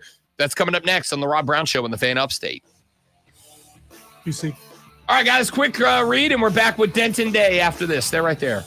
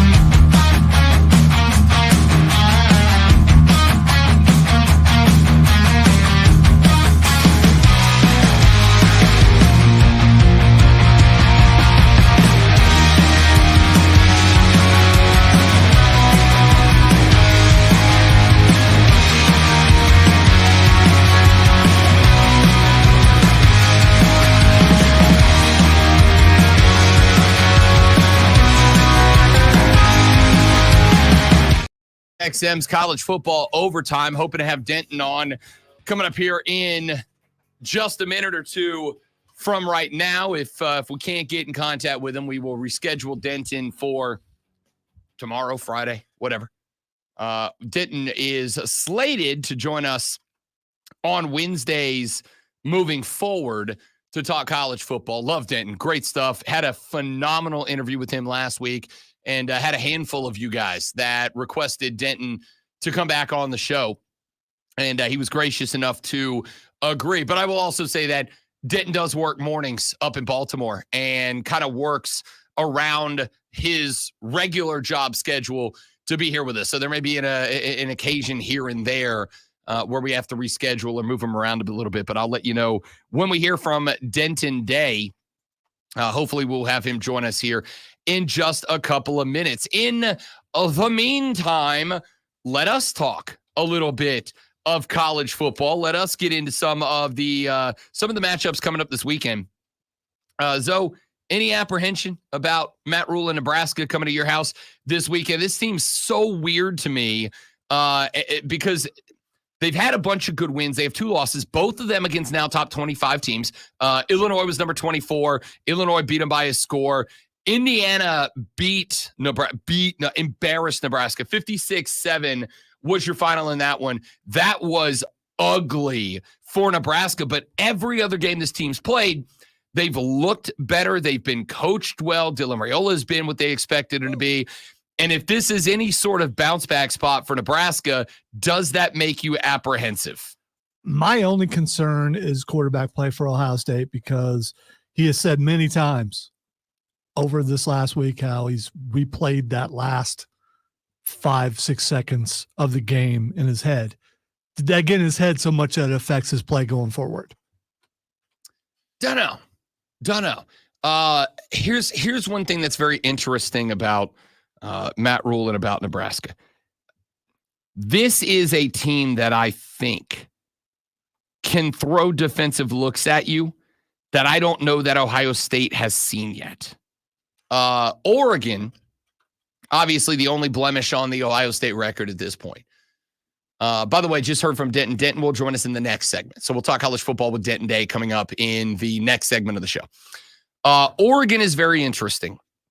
Oregon is a team that relies on a lot of speed, a lot of misdirection in terms of defense, right? Like they're going to give you, it's not going to be super exotic looks. They're just going to try to outrun you to the football. They're going to try to outrun you. They're going to try to outflank you. They're going to try to take lanes away from you in order to nullify the physical advantages that you might have over them. Nebraska has really leaned back into that black shirt reputation. Nebraska, now, in fairness, and I will say this, because I got a lot of respect for Nebraska fans, primarily for putting up with the crap they've put up with since Tom Osborne left. As a matter of fact, we're going to hear later on in the show from Peter Burns of the SEC Network, who had a message for Alabama fans, and he goes into this. Nebraska fans have been leaning on, the black shirts for a very long time, despite the fact that they have done nothing to be discussed as the black shirts in a very long time. But Matt Rule, when he showed up in Nebraska, and I know a lot of y'all, fairly, I know a lot of y'all carry a grudge against Matt Rule for how things went in Carolina. As far as I'm concerned, Matt Rule went back to college. He gets the reset button. All right. When Matt Rule showed up, he said, "Look, we're gonna bring back to the old school because we're old fools who's so cool. If you want to get down, I'm gonna show you the way." Who did? All right. When he showed up there, that was the first thing he started talking about. Right. We are gonna go back to that mentality. We're gonna go back to the mentality of the black shirt era when Nebraska fans were proud to be Nebraska fans. We're going to go back to the era where we played hard-nosed, tough, physical defense. I don't think, and listen, Indiana this weekend tore them up. Indiana tore them up. It's still a team that is, even with the transfer portal available, It's still a team that's got some roster building left to do. But so they're one of the few teams I think that you guys are going to go up against that are going to try to punch you in the face at the point of attack. One of the very few teams I think are going to get after you right at the line of scrimmage and try to push you around a little bit. I don't think they can do it, but I think they can throw some looks at you because of their strength up front that Ohio State hasn't seen much of this year. Because outside of Oregon, there maybe Iowa to some degree, and you put 35 up on Iowa.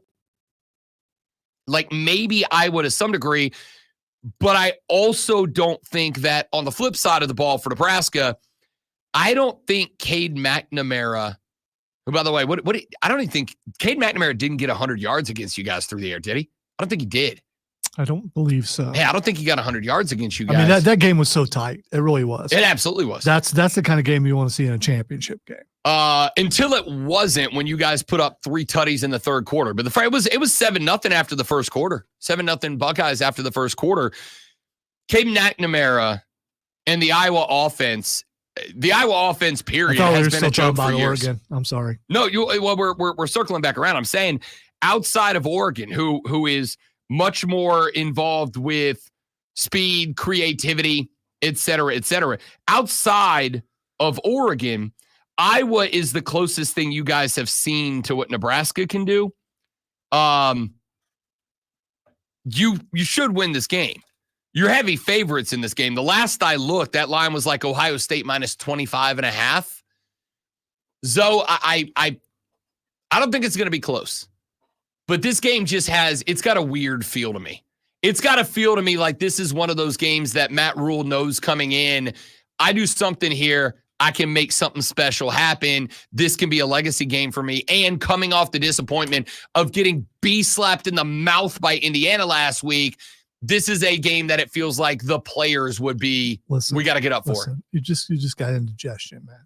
Oh, is that what that is? That's that weird feeling. Yeah. I did have some andouille sausage for dinner last night. I have no idea what that is. Spicy Cajun sausage. Ah, okay. The best sausage. Well, that should have the opposite effect of it. I mean, that should make things flow freely. It's a whole process. It's a whole thing. I don't know. This game has a weird vibe to me for some reason. Ohio State's going to win this game. But this game's got a weird vibe. This is that legacy game for Nebraska. This is that game that I think Matt Rule knows it. I think Dylan Raiola knows it. I think that Nebraska defense knows it. This is that game where if you go in there and you go to Columbus and you give Ohio State a fit, this is that game that helps you roster build. This is that game that gets you on the map. This is that game that gets people coming in here and going, yo, wait a minute. Maybe Matt Rule's cooking a little something up. Maybe Matt Rule's got a little something going down in Lincoln, Nebraska. Maybe we should pay a little bit more attention to what Matt Rule's doing right now. It's a weird, I would tell Ryan Day, don't be looking ahead. And not respectfully, not that Ohio State has much to look ahead to.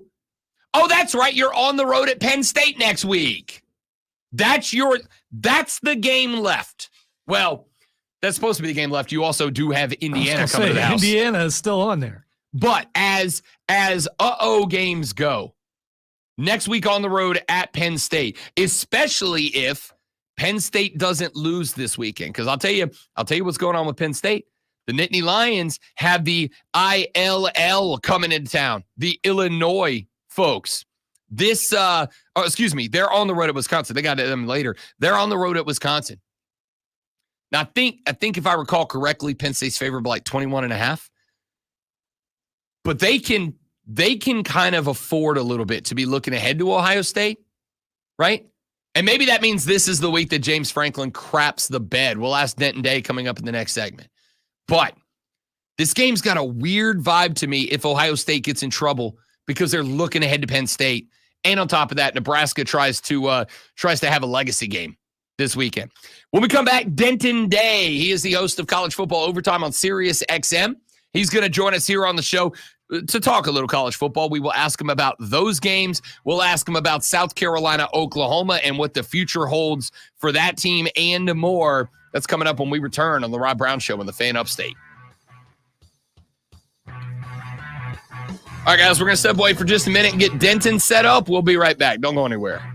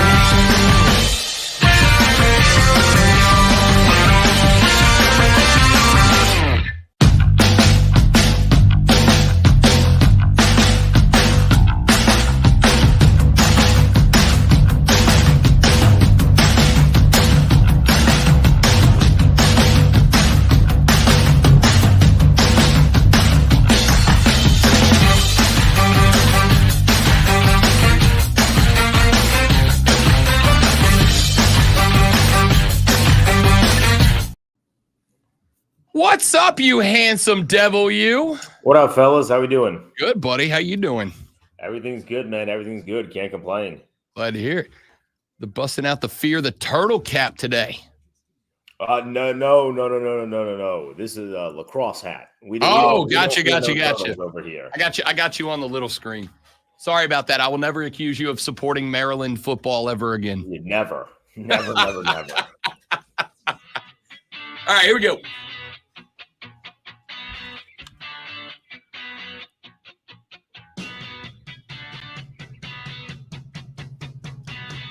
You know, as we continue to work on this dumb little career that we are lucky to get to make a career out of, every now and then you stumble across somebody that you go, that guy's a genuine, bona fide, certified superstar.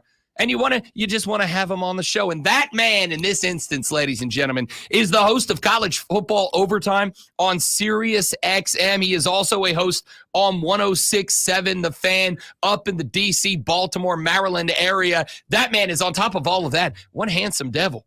Denton Day joining us here on the Rob Brown Show in the Fan Upstate, as he has been so gracious to do on Wednesdays through the college football season. What's up, fella? Fellas, how we doing? You guys had a great weekend. A good weekend for South Carolina and the Gamecocks against Oklahoma. Hot damn. Yeah, you know what? I was gonna ask you about that a little bit later in the segment, but of course, you, a man of great intelligence, knew exactly what the hell we need to bat lead off with. Denton Day, I will ask you the question that we had a discussion about on Monday. I got to interrupt for a second. Why are you? I mean, man, you're buttering him up so much. Yes. I'm sure we he's look the same. That's why he always calls me handsome. It's because we have a passable a similarity in the face. Watch when I turn the cap around. I mean, we're we could be we're brothers, like long lost twins. right? Okay. Yeah. All right. Man. I'm just saying Wow. it's early enough in this scheduled arrangement here that Denton could just text me like, bleep you, dude. I'm not doing this All anymore. right. I'll take my jealousy and turn my mic off. It's fair. You're a handsome devil too, Lonzo. Somebody text the show and tell Lonzo he's pretty. All right? That's what we need to happen right now. Talk to me about that game, Denton Day. We had this conversation on Monday. There's a slider in front of you. And over here, it says, hey, South Carolina's pretty good. And over here, it says, oh, Oklahoma actually really stinks, and they got too many SEC brownie points. Where on that scale are you putting the slider at? I think it's not like right in the middle. It's just like a hair over to Oklahoma stinking because they don't have a quarterback. And South Carolina they accomplished an impressive feat, which is they totally screwed up the long-term plan of Oklahoma when they put Jackson Darnold in the game and ruined any ability he had to redshirt and sit for the rest of the year. I think that the win is great, but getting able to screw the plan of somebody in the SEC is also great. But for the Gamecocks, you had to have this one because you guys know as much as I do. The next couple of games on their schedule is not easy by any stretch. I mean, they are in the gauntlet of gauntlets for the final, 4 of the 5 games, like with respect to Wofford. They don't count as a gauntlet game. But the other opponents on the schedule are a gauntlet game. So if you want to get into a bowl game, you had to beat Oklahoma, and then you're going to have to steal one of the games from that gauntlet that you have on the rest of your schedule. So this was a gotta-have-it game for Shane Beamer and the squad, and they absolutely had it. I thought they looked really, really good, really, really strong. It was an impressive showing from South Carolina.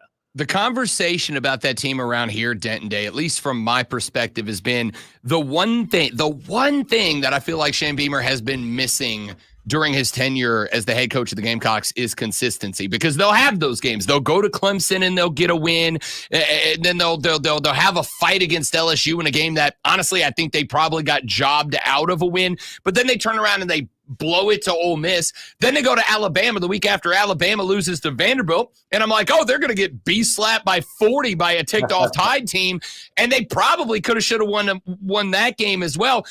I'm very happy about this because after the Ole Miss loss, yeah, you lost to Bama, but you did it in Tuscaloosa on the road the week after they lost to Vandy. Then you turn around and you go get the win on the road. Don't just win on the road, but you dominate Oklahoma. This is, as far as I'm concerned, the best 3-game stretch Shane Beamer has had during his time at South Carolina. Do you, as somebody on the outside looking at this team on the inside, do you see an upward trajectory for South Carolina here, or are we just kind of putting the silver lining on a team that's been really up and down for 3 years? Ask me that again next week, because if they go and play Texas A&M, who's a team that I think defensively is one of the stronger teams that you're going to find, not just in the SEC, but in the entire country, if they play another strong game against Texas A&M, then the answer to that question is yes. But if that roller coaster continues, as you mentioned, where you put together like 3 games that are really good and then you go and are on the receiving end of a good whooping, then you look at it completely different. But I think this upcoming game is going to be a real test, because if they, not that they have to win, obviously you would like to win, but not that they have to win, but if they have a similar kind of performance to what they did against Alabama, against Texas A&M, I think you can look at that 4-game stretch and say, all right, they're doing something right. They just happen to play in the hardest conference in college football. I think that's fair. Let's flip it around, Denton Day. We'll talk about some of the other games coming up in a minute, but obviously the other team we cover here in the beautiful upstate of South Carolina, the Clemson Tigers. This team's real fun because coming into the year, it was like, oh, this might be a hot seat year for Dabo Swinney. All of a sudden, Cade Klubnik looks like a damn Heisman contender. All of a sudden, they're dropping 40s, 50s, and 60s on folks. And yes, their schedule is nowhere near as difficult as South Carolina's is, but you can only play who's in front of you. You can only beat who's in front of you. And that's everybody but Georgia right now, Denton Day. If I asked you where on the totem pole the Clemson Tigers sits, Where is it? Is it ACC champs at a first round bye? Is it playoff team, but they're going to have to play the first round because Miami exists? Where do you rank them? So that's a really interesting question, right? I was watching this like college football playoff preview ranking show that ESPN was running last night, and they had both Clemson and Miami in the college football playoff. I don't believe that both teams are getting in, but I do believe that they're on a collision course to square off in the ACC championship.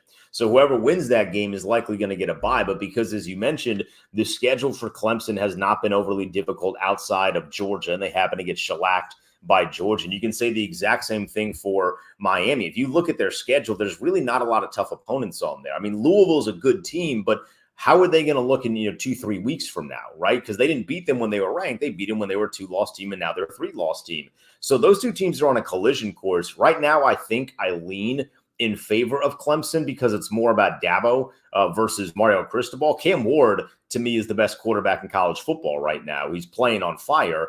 But when it comes to coaching, I trust Dabo more than I trust Mario Cristobal for a litany of different reasons. So on the totem pole now, I would say they are destined for an ACC championship and would get that bye, but I don't think they get into the playoff if they're a 2-loss team that loses the ACC championship to Miami.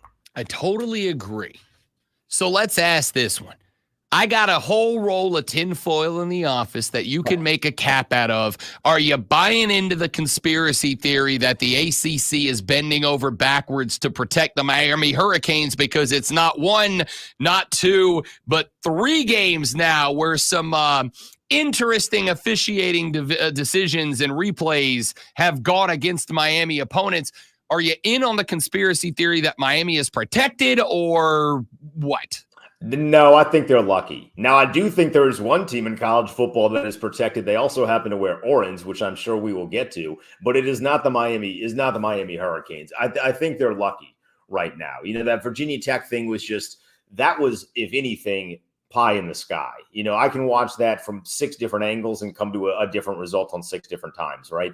But I don't think Miami's being protected. I do think it is just the ball falling the right way. Now, if it continues for another 2 or 3 weeks, and then maybe you get that against Clemson, then we can have a different conversation. But for right now, I'm not buying into that conspiracy. I do love a good conspiracy theory, though. That's exactly what they'd say too, Denton Day. Exactly.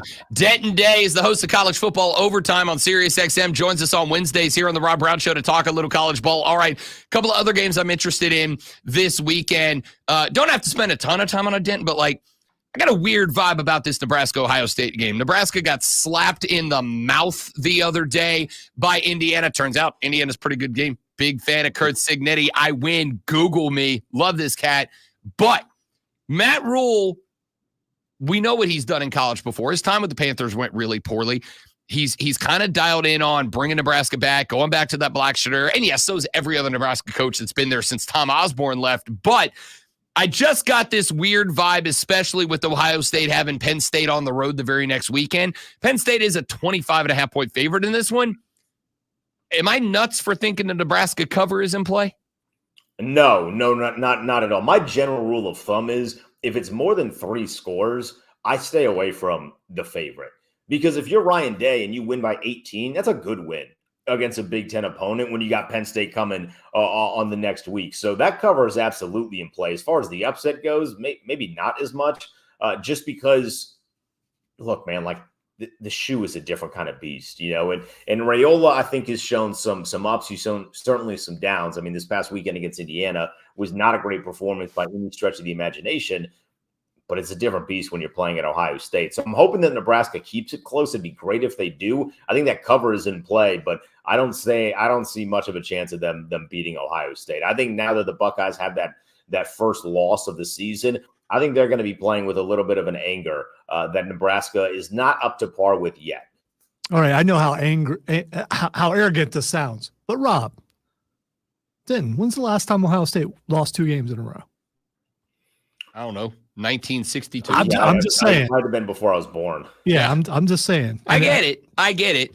But also college football ain't never been what college football is right now with the conference buildups and all that. I don't know. I got a vibe about that game. And I might be wrong, Denton Day. I also may be calling College Football Overtime on SiriusXM Saturday and being like, sup, dog? Sup? How you doing? There's also the fact that I'm a big-time Ohio State fan There's from also that. Ohio, and he's just messing with me. No. I'm dead serious about this. I said it last night on BetMGM. Okay. Tonight. All Yeah. right. All So right. you're saying you wouldn't troll me on a No, national show? Correct. Yeah, you would. 100%. Notre Dame at Navy. This one at MetLife out in East Rutherford. I got asked about this one by Brad Evans and Ryan Horvath last night on BetMGM tonight. And my thought was this. Notre Dame 12.5. I'm in love with the Navy cover, and I might even sprinkle money line upset. If Northern Illinois can get Notre Dame, Navy damn sure can. And with that weird triple option mesh flex, but oh yeah, we got a guy who can throw the damn football now playing for the midshipmen. I think they can keep Riley Leonard on the sideline enough to make this real interesting Denton Day. So I'll take everything you said about that just now, and I will apply it to Army and say that I would feel very comfortable with Army doing it to Notre Dame. I like that too. Navy, I'm not quite there. You know, that line is really telling because Navy has played so well, so well, but they haven't played a team like Notre Dame. And, you know, if this was in September, I'd be all on it because we know Marcus Freeman has a weird tendency to lose games in September that he shouldn't. But because it is October and I feel like the motivation for Notre Dame is at an all-time high right now, I think Notre Dame, I think this could be a very a lousy way to go out for Navy in terms of that unbeaten streak. I think Notre Dame's going to mess with them very heavily. However, when Army comes up on that schedule, you know, Bryson Daly he's not in the Heisman conversation because we're not going to talk about like an Army quarterback in the Heisman conversation unless you're doing something absolutely insane. But he played really, really well this weekend. He can run, he can throw. Like, I really love Bryson Daly. So when Army comes to take on Notre Dame, there might be something there. I like that. All right, couple more before we get out of here. Denton Day from SiriusXM's College Football Overtime joining us here on the show. You can also check him on 106.7 The Fan. What's Alabama now? Why are the people slamming the panic? But I think the people slamming the panic button are premature. It takes a while to have a philosophy shift, and you can't have more of a philosophy shift than from Nick Saban to Kalen DeBoer. I think it takes time. People forget Nick Saban's first 2 years at Bama. Not great, Bob. Not great. I think it takes a year or two, but I think people are prematurely panicking. I also think Mizzou is the most overrated team in the top 25 to start the year. I think Bama smokes Mizzou this weekend.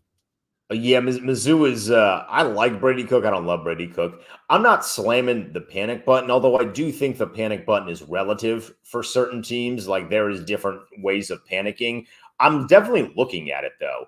And it's not so much the Kalen DeBoer, it's the defense. Because we've been so accustomed to seeing Alabama defense being, you know, fundamentally sound, being really good in certain areas, and that's all the areas that they are not very good this season. I have some questions about Jalen Milroe. I think we threw him into the Heisman conversation a little too early. I think we were kind of fishing for it. Like, we're always trying to find the next big star in college football. So I understand the line of thinking there, but he's not a Heisman quarterback. He's just not.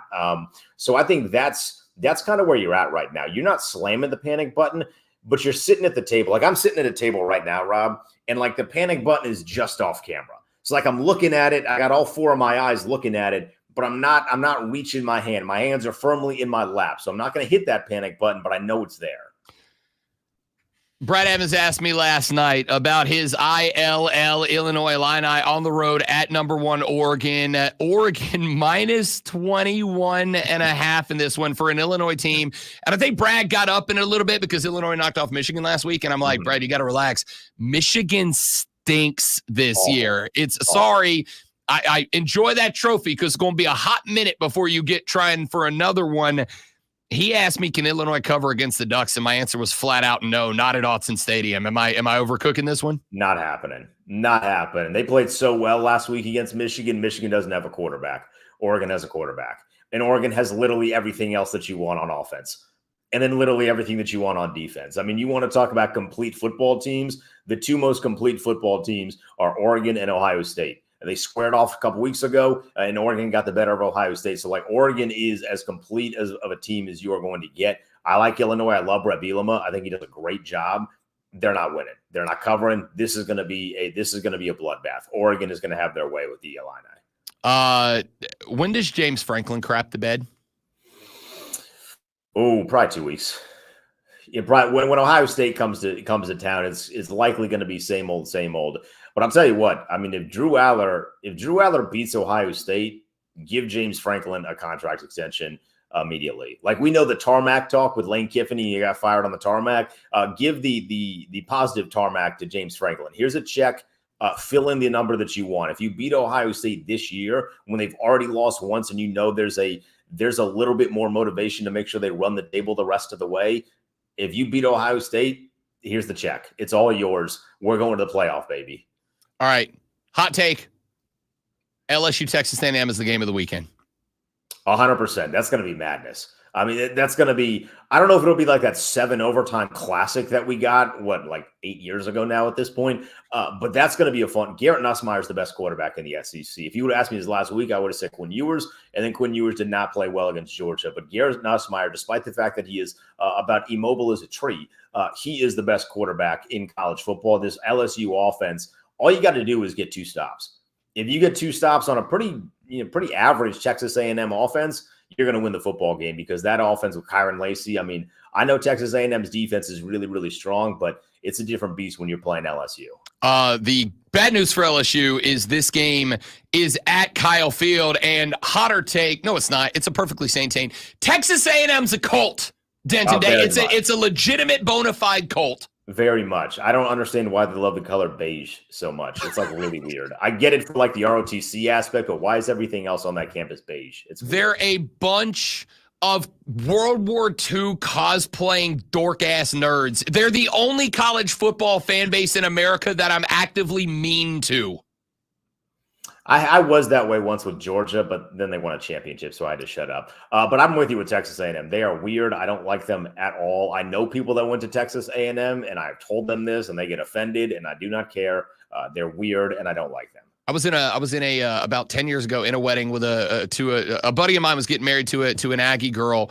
Their entire wedding was about Texas A&M. It's the weirdest thing I've ever been around. Like the entire wedding, they all wore their Aggie stuff. They were chugging beers out of those weird stank ass boots they wear on campus all the time. Like I was like, dude, why are you even here? She's marrying Texas A&M. This is a cult.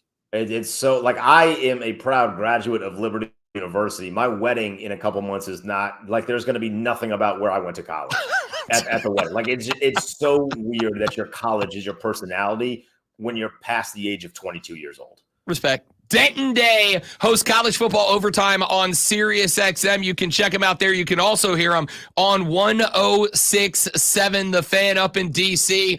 He is also one handsome son of a gun. Denton Day, you icon. Thank you, big dog. All right, fellas. Appreciate it as always. I'll see you next week. Yes, you will. Denton Day. You can follow him on X at the Denton Day. You can follow Lonzo at Lonzo on Word, or you can just follow along with this sports flash. By the way, Hurricane Jeff said you're very handsome. I appreciate that. So did my granddaughter, by the way. The Boston Celtics began their title defense last night with a 132-109 win over the Knicks at home. Boston made 29 three-pointers, tying the record for most in a game by a team, but did miss their final 13 shots. Jason Tatum had 37 points and Derek Brown added 24. The Lakers knocked off the Timberwolves last night, 110-103. Anthony Davis shot 11 of 23 from the field and added 13 free throws in a 36-point effort. While LeBron James added 16, the Lakers created 15 turnovers off of Minnesota. The rest of the league begins tonight, including Charlotte at Houston at 8 o'clock. The Carolina Hurricanes picked up a win last night and an overtime win over Edmonton. 3-2. Sebastian Aho netted the game winner with 7 seconds left in OT. Tune in Friday at 7 as the Burns Rebels head to Spartanburg to take on the Vikings. Burns versus Spartanburg right here on The Fan.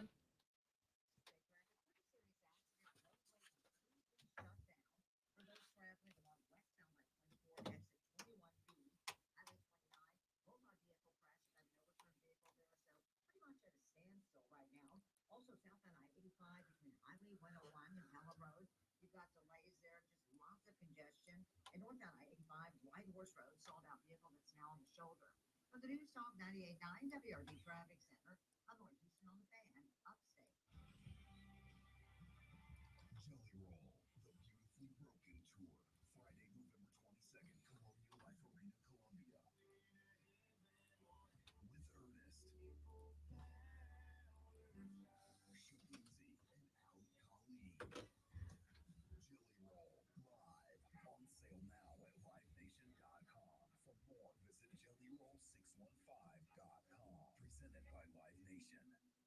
Don't miss the fall savings sale where you'll save big store-wide and pay no interest until November of 2026. Only at Jeff Lynch Appliance and TV Center. $300 in-store gift card on top-rated OLED TVs like LG, Sony, and Samsung. Get up to $1,500 cash back on best-in-class Bosch appliances. Huge savings on the Upstate's best selection of handmade Amish furniture from Maven. $300 in-store gift card with Tempur-Pedic adjustable mattress sets. For the very best service, selection, and price, come to Jeff Lynch Appliance and TV Center's fall savings sale. Odyssey and the Salvation Army are partnering to help provide aid to Hurricane Helene survivors. Your donation provides emergency aid, food, water, and long-term recovery. 100% of your gift goes directly to disaster relief. No administration fees. If donations exceed current needs, excess funds will support future disaster services. Join us in bringing hope and help to those affected during this unprecedented time. Donate now at rebuildcarolinas.org. That's rebuildcarolinas.org. Looking for the perfect fall weekend plan? Head over to the Bohemian Bull on Pelham Road for their all-you-can-eat oyster roast. Every Saturday in November from 12 noon to 3 p.m. It's just $25 for endless fresh oysters while you catch all the football action on their multiple TVs. Bring your friends, grab a drink, and enjoy the perfect combo of oysters and game day vibes. That's every Saturday in November at the Bohemian Bull, 3620 Pelham Road. Get your shuck on, and we'll see you there. So I had told Silver to prove that I'm famous. All she has to do is ask her mommy to turn to this She not station. know you're on the radio? She doesn't. She's seen me on stream a bunch. Okay. But not On you the know, actual radio. Yeah. So my daughter's not listening to sports radio. So so she turned it in right when I was joking about the thing. When you said, "Tell me I'm pretty," and it was perfect timing. I didn't know.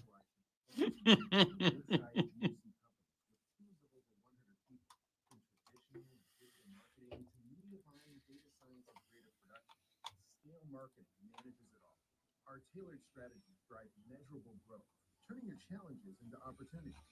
Now she wants to know why I'm called Lonzo on the radio and her grandma calls me Lon. You want me to start calling you Lon? No. No.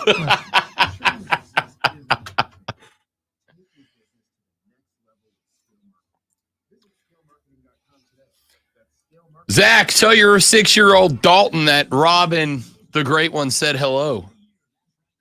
I almost said Robin Lon. Yeah, don't do that.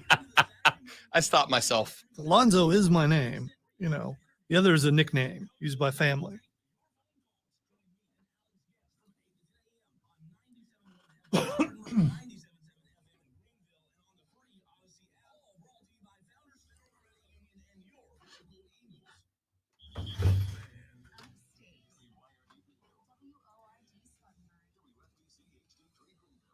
New Life First Break.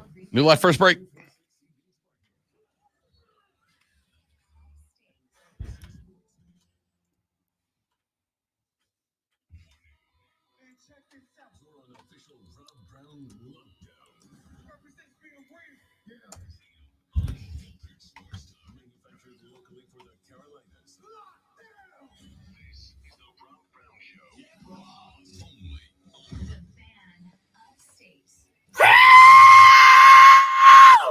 Yes, indeed. Welcome back, ladies and gentlemen. The Rob Brown Show is on your radio. It's the Fan Upstate. Rob Brown, the great one, Lonzo. Thanks to Denton Day for joining us in the last segment to talk a little college football. Cody Decker, host of Bet for the Cycle, along with another very handsome young man every Saturday from noon to 4, joins us coming up in the very next segment as we preview the World Series, which starts up on Friday evening. Very much looking forward to that one. We'll talk a little bit about what Shohei and the Dodgers got to do to get by Aaron Judge and the Bronx Bombers as the Dodgers and the Yankees get set. Game 1 Friday night. We'll talk to Cody Decker, former Major League Baseball player, my co-host on Bet for the Cycle every Saturday, coming up in the very next segment of the show. Let's get to some NFL news and notes that are taking place right now. It's all but official at this point. The Kansas City Chiefs acquiring Tennessee Titans superstar DeAndre Hopkins. Now, this is interesting because, I asked Denton Day, if I give you a slider and on one hand it says South Carolina's good and on the other hand it says Oklahoma stinks, where do you move that slider to talk about the outcome of that game? And he said, close to the middle with perhaps a slight shade over to Oklahoma stinking. So, DeAndre Hopkins is a guy By the this way, year. that bothered me a little bit because that's the stigma that's on South Carolina and been there for years. How could you lose to that team? It's always when they win, it's how could you lose to that team? The only way to get past that is to win consistently for years for sure. on end. Let's be real. I don't think years on end. I think just consistently win. But I don't think it is tough to do this. And I'll come back to the nuke thing in a minute, but I do want to address this. This is one of those times that I know the way we do this show has a national feel to it. In my opinion, the way we do this show has a national feel to it. Because to me, I know there's a lot of people that tune in and all they want is Clemson football. All they want is South Carolina football. All they want is local football. But to me, they're sports fans from around America in a rapidly growing market here. We're going to get to a little bit of everything. So the national perspective does come into play. And to me, when I'm talking about my college football team, I do want the national perspective. I want the perspective of people outside of the box because our inherent biases are even when you do your best to eliminate them, inherent biases are going to shine through. And I think that when you have somebody like Denton say, all right, I'm putting that slider right in the middle with perhaps a slight shade over to Oklahoma being bad, that doesn't say, no, South Carolina is actually not good. It's just Oklahoma. No, it's saying that's a good win. He started off the interview by saying, what a good win. What a great weekend for the Gamecocks. But also you have to understand it is a down year for Oklahoma. I think putting wins into perspective is as important as celebrating those wins. Speaking of wins, a win for the Chiefs. They get DeAndre Hopkins. All right. He has 15 catches for the year. He has not reached 200 yards of receiving yet. So let's make another slider. On this end, Lonzo, I've got 32-year-old DeAndre Hopkins is just too far past his prime. And on this end of the spectrum, I've got Will Levis and the Titans are just bad. They're just a bad football team, and Nuke's being dragged down by this team. Where's that slider go? Can you name me the active receivers for the Kansas City Chiefs right now? I can name you Xavier Worthy. I can name you Travis Kelce. I can name you I'm MVS. just talking about receivers. MVS and Worthy. Right? Justin Watson. That's it. Just Justin Watson and Worthy. I was just reading a thing that Schefter put out, and that's what he. Oh, Juju Smith, not MVS. Juju Smith-Schuster. And Juju Smith got hurt last week. Yeah, hurt his hamstring, so he's not going to play this week. So you bring Hopkins in; he's playing Sunday. He's absolutely playing. Sunday. For sure. I'm not disagreeing. I don't love it. But the Chiefs have dealt with a wide receiver shortage all year long, and that's why they have triple tight ends in the game, which still I don't recall that ever happening ever. And at least two of those tight ends are receiving threats. I do want to point out that it has been me from the beginning of the year saying the Chiefs are in trouble if one guy goes down. By the way, but they haven't been though. I mean, really? You've been in some fist fights. If San Francisco's healthy this weekend, you lose. Full strength last year. We ain't talking about last year. Full strength last year, they barely won. Full strength or not full strength, they're barely winning. Right now, as of this moment, they're still undefeated. And the only undefeated team in the NFL. For sure. They're going to lose some. For sure. Probably multiple games. For sure. Eventually. For sure. Not disagreeing with any of that. I'm saying if San Francisco last weekend is fully healthy, you lose that game. So one thing that Hopkins has had to deal with, especially the last couple of years, is who's throwing him the ball. So that was my initial question to you was on the slider, of which one end is the man's 32 years old. Of course, he's past his prime. And on the other end is Will Levis stinks and the Tennessee Titans stink. where do you place that slider? Because to me, it's not one or the other. It is some combination of both. I'm just asking which one is more. Is it more DeAndre's just a 32-year-old wide receiver and he's fallen off? Or is it more that's how bad Tennessee Titans are? They made this man look bad. All right, prediction here. Hopkins comes in, starts Sunday, gets hardly any catches at all, and everyone makes a big deal about it. But you know why he will get limited catches? Because he's going to be double covered. Because who else are they going to double cover? Kelsey. I mean, that's it. But they're going to come in and go, oh, look, it's Hopkins. They're definitely throwing him the ball. He's the best receiver on the team. So I don't know that he comes in and is uber productive right away. It's fair. But he does what Kelsey had done for Rashee Rice the end of last year and the beginning of this year. All the focus was on Kelsey, so Rashee Rice was open. Hopkins is going to do much of the same thing. Okay, I'm going to come back to this, but I did just get my favorite text of the day. Texter said, Rob, I'll be honest. I tried the other local sports talk option that focuses on just the local teams. Talk about being boring, monotone, and bland all day long. It's like listening to Bill Lumberg all day. Okay. You got to, what is that, like a PBS or NPR guy? You slept with Lumberg? Oh. Okay. It is from a movie called Office Space. Oh, okay. All right. Bill Lumberg was the boss in Office Space. I did see Office Space, but it was a long time ago. So yeah, I'm gonna need you to have that TPS is that Lumberg? report on my desk by Friday. Was that Lumberg? Yeah, that guy. Okay, yeah, he's been used in so many different commercials and things for just that sort of thing. I'm gonna need you to stop now. Lumberg, not you. It's a Lumberg impression. All right. That's a great text. I'm honestly, that might be my favorite compliment I've ever gotten. Here's the one thing about this show is you have no idea what's going to happen because we don't. Correct. This show doesn't take left-hand turns. This show is just an F1 track. It's left, right, up, down, back, forth. I know we're spinning the entire time. I know what the topics are I have planned to get to, for sure.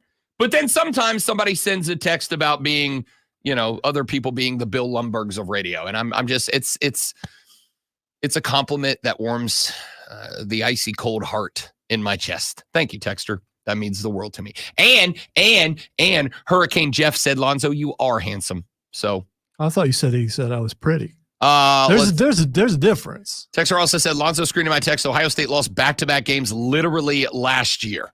It wasn't one of them a bowl game. Did you guys lose your bowl game last year? Probably. I don't recall. Last year was so last year, dude. It was so last year, so 2000 and late. Let's see. Let's go back to last year just because I was curious. Well, One was a bowl game. I was going to say the only way you lose 2 in a row is they were undefeated going into Michigan. They lost to Michigan. They would have to lose. That's what I thought. We move on to the next. I'm going to be.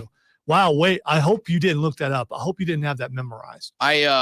Me? No, the texter. Oh no. I mean, it's okay if you do. I'm just going to say. I don't give a rat's hindquarters about bowl game results. It drives me nuts when we get to the next year and they're like, well, they went on and they beat so-and-so in the Cotton Bowl. I don't care. Nobody gives a damn about bowl games that aren't playoff games anymore. If I recall, the starting quarterback decided to leave the team before the bowl game. I could be wrong. That's why nobody cares. Yeah. The team. This is why. The only bowl games that really matter are back then were like 3 bowl games because it was 4 game, the 4-team playoff, and now it's going to be a lot more. A lot more bowls matter this year. This is why I sincerely, genuinely laugh when people are like, "Oh yeah, Rob, Florida State shouldn't have gone to look what Georgia did in the bowl game." I don't think you understand how much I don't give a damn. I don't care. If you think that the Florida State that played in the bowl game against Georgia was in any way, shape, or form a representation of the Florida State team that went 13-0 and won the ACC title in the regular season, you just don't know ball, or you didn't watch it. If that is the case, you are what I call a real-life meme. You're just a meme. You're a meme fan. You're not a fan of the game. You're a fan of the meme. And that's okay because memes are fun, and they're funny, and they're entertaining. If you follow me on Twitter, you know I'm big in the meme game. I'm big in the meme game. All right? Big in the meme game.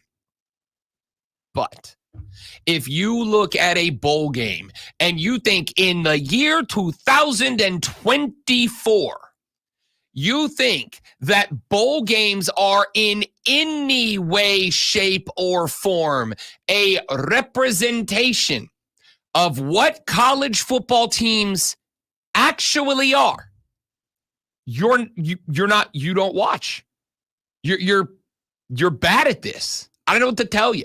And I'm talking any of them. There are, like, I will say this. Georgia's team in that bowl game last year was about as close to a representation of what their team looked like in the regular season as anybody that I can remember in recent memory. Honestly, that's the closest I can come. Ohio State's 14-3 loss in a bowl game against Mizzou was in no shape, way, or form a representation of what the Buckeyes were last year. Just not at all. You had Emeka Egbuka and Travion Henderson playing in that bowl game. And outside of that, just about every other name that played, including Lincoln Kienholz, the illustrious Lincoln Kienholz as the starting quarterback. None of that was what Ohio State was in the regular season. Just like Florida State had how many guys that skipped that bowl game because they went to go get NFL draft ready? Like, stop it. Just stop it. Listen, I love bowl games, okay? I love bowl games. I watch everybody. I promise you, I watch more bowl games than all of you because I get paid to do it. So during bowl game season, Rob and Lonzo leave the studio, and we walk down the hallway to the Fortress of Nerditude, and Rob Brown puts on whatever ridiculous tiny bowl game is going on. The Popeyes Bahamas Bowl, I'm all in. I'm all in. The Poinsettia Bowl, I'm all in. The Poland Weed Eater Bowl, I'm all in. That's not a real one anymore, but it used to be. I'm all in. I watch every one of them. I will watch San Jose State take on Sam Houston State University. I don't care. I watch every one of them because I know that when these bowl games are over, we go into our slumber. We go into 15 months without college football. I'm watching all of them, but I watch them to be entertained because I love football. I don't watch them because they are in any way, shape, or form a representation of what those teams were in the regular season. I don't care. I don't care. All right, here's what we got to do. We got to run to a break. When we come back, Cody Decker is my co-host on Saturdays on Bet for the Cycle from noon to 4 on the BetQL network. He is a former Major League Baseball player. He is also my friend. Good guy. All right? We're going to talk to him because he's got a full breakdown of the Dodgers and the Yankees. The World Series starts on Friday. Texas said, Rob, follow up. I'm from Boston and have listened to a ton of sports talk radio stations across the East Coast. Not blowing smoke up your behinds. Seriously, as entertaining and unpredictable in the best way from Baston Scott. Scott, appreciate that text from Fenway Pack. Take your cat to the back. All right, I'm not going to do that. That's you were very nice to me. Said you're not going to do it, but you just did it. I don't know what to tell you.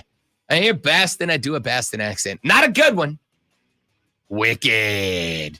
Scott, appreciate that, man. That's very kind of you. Cody Decker next on the Rob Brown Show in the Fan Upstate. You're like, all right, guys, quick live read. We're back after this. Don't go anywhere. Cody Decker up next.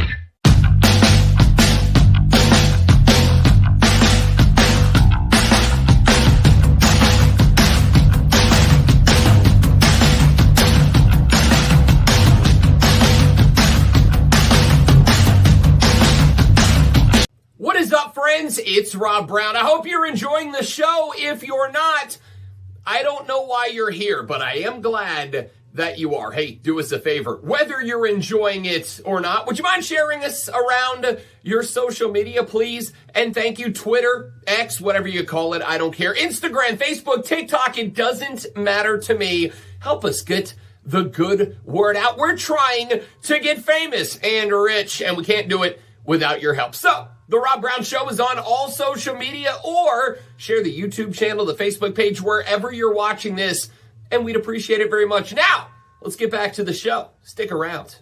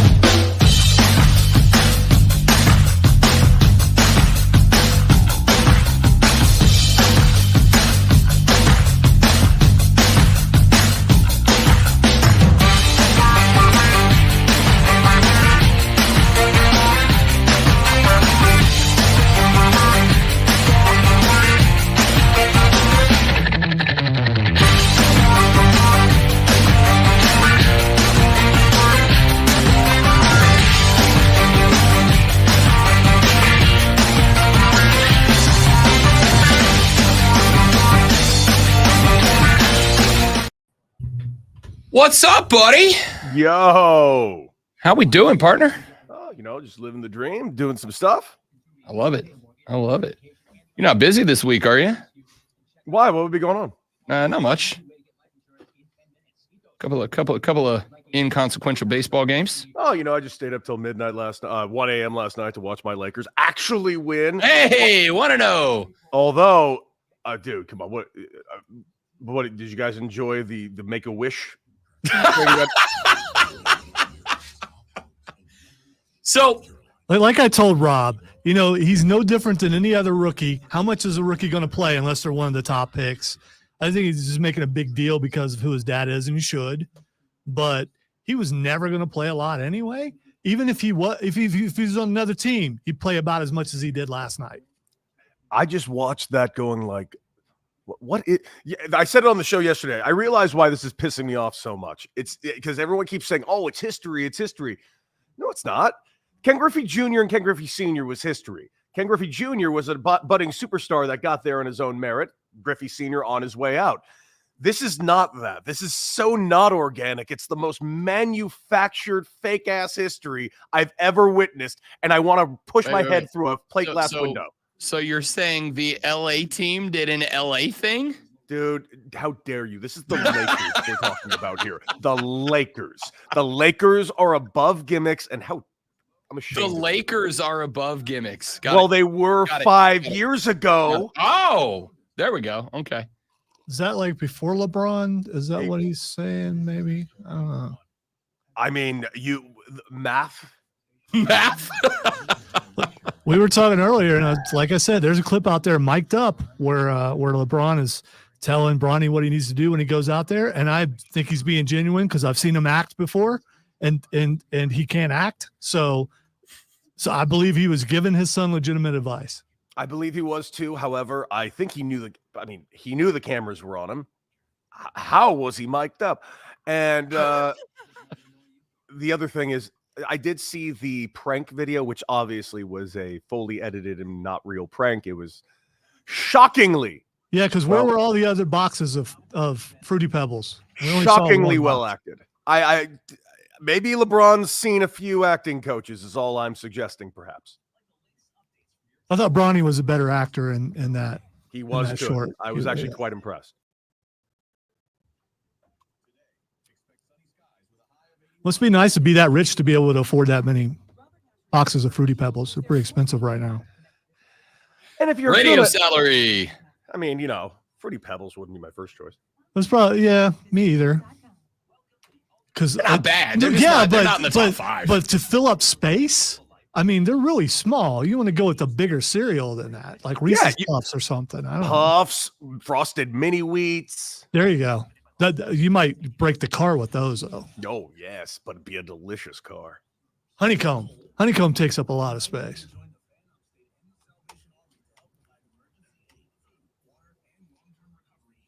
That popcorn bucket keeps popping up on the Gladiator popcorn bucket. Yeah. That thing looks so wicked. You really got to hand it to AMC. No one's coming. Make some ridiculous popcorn buckets. Maybe this will do it. I'm gonna tell you straight up. I want the Gladiator 2 helmet popcorn bucket though. If it fits on my head, it's just becoming a show prop on Saturdays. It's bud. funny you say that. Oh funny you yeah, say that's that. right. That's right. You have.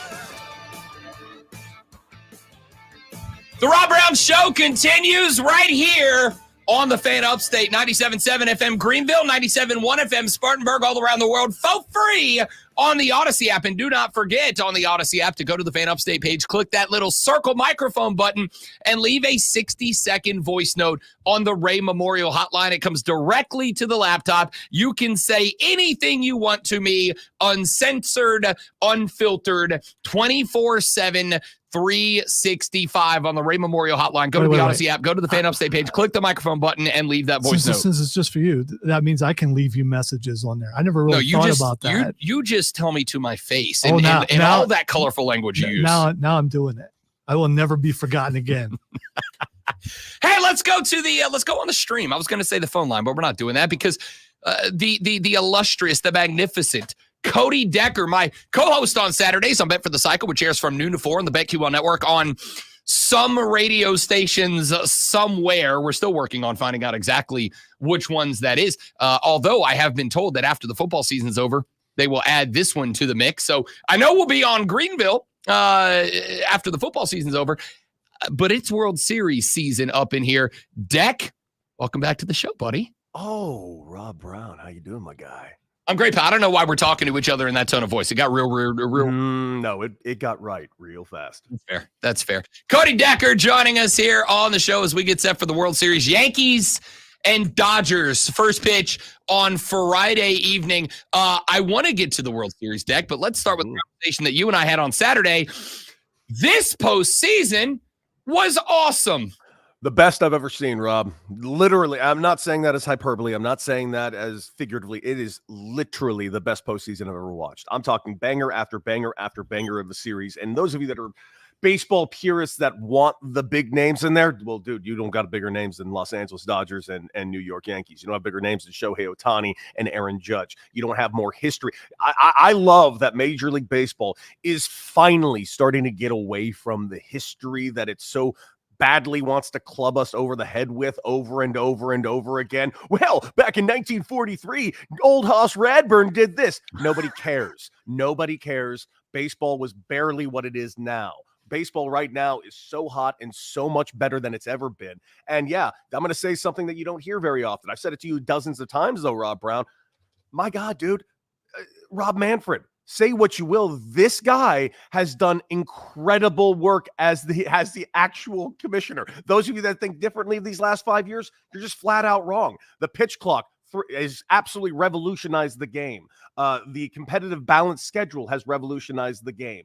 Like every little thing he's done, the National League DH, we were just sitting on the technology for 35 years. He did give that to us. Now, granted, has he had missteps? Oh, my God, yes. Misstep after misstep after misstep. Calling the commissioner's trophy a piece of metal once was a pretty bad look. Handling of the last 2 different CBAs was a horrid look. But here's what I learned in the last CBA. Rob Manfred learned something. He truly did. After that CBA went as south as it did, and we almost had ourselves a potential strike in this last CBA, Rob Manfred has been on good guy duty ever since. And quite frankly, the man deserves to have his flowers, and baseball has never been in a better spot. I'm not more excited than I've ever been. 1981, Rob Brown. I wasn't alive for another 6 years. I'm getting Dodger Yankees in the World Series. This is incredible stuff. Yeah, it's here's how I put it. This is how good this postseason was. Noted Atlanta Braves fan Rob Brown was entertained thoroughly and almost in a weird way, don't ever say I said this, pulling for the Mets because of how electrifying that team was. Pulling for the Guardians because there's nothing I love more than a plucky underdog, and is prepared to be entertained in the World Series by two of my least favorite teams, the big corporations that are the Dodgers and the Yankees. The fact that I have all these biases as a fan, yet have been locked into the playoffs since game one of the wild card series, Deck, that is a testament to what baseball did this season to create these playoffs. Absolutely. And truly has been one good thing after another. And you mentioned, and the teams you mentioned, I mean, obviously the Mets. Now, I have pushed back a little bit, calling them the Cinderella story that everybody keeps trying to claim them to be. Normally, Cinderella isn't the richest person at the ball, but I do understand what everybody was saying because the beginning of the season was such a calamity for them. And after they had that meeting, they turned things around. From June on, they were the best team in baseball. The Dodgers, obviously, yes, the corporation they are, and the Yankees, the corporation that they are, but the Cleveland Guardians, I mean, they were just a sight to behold. This is a team that's not going to go anywhere for years to come. Honestly, the reason they're not in the World Series right now is the reason they were in the playoffs, and that's Emmanuel Clase. The guy gave up 5 runs on the season. I think he gave up 6 in the playoffs, and he gave up 3 home runs in the playoffs after giving 2 home runs in the entire season. Quite frankly, that is something that's kind of an outlier. I don't know that that's one of those Lamar Jackson October type of January type of things, but that's what we watched from Emmanuel Clase. And even though it was a 5-game series, Rob Brown, did the Cleveland Guardians versus the New York Yankees at any point feel like a 5-game series?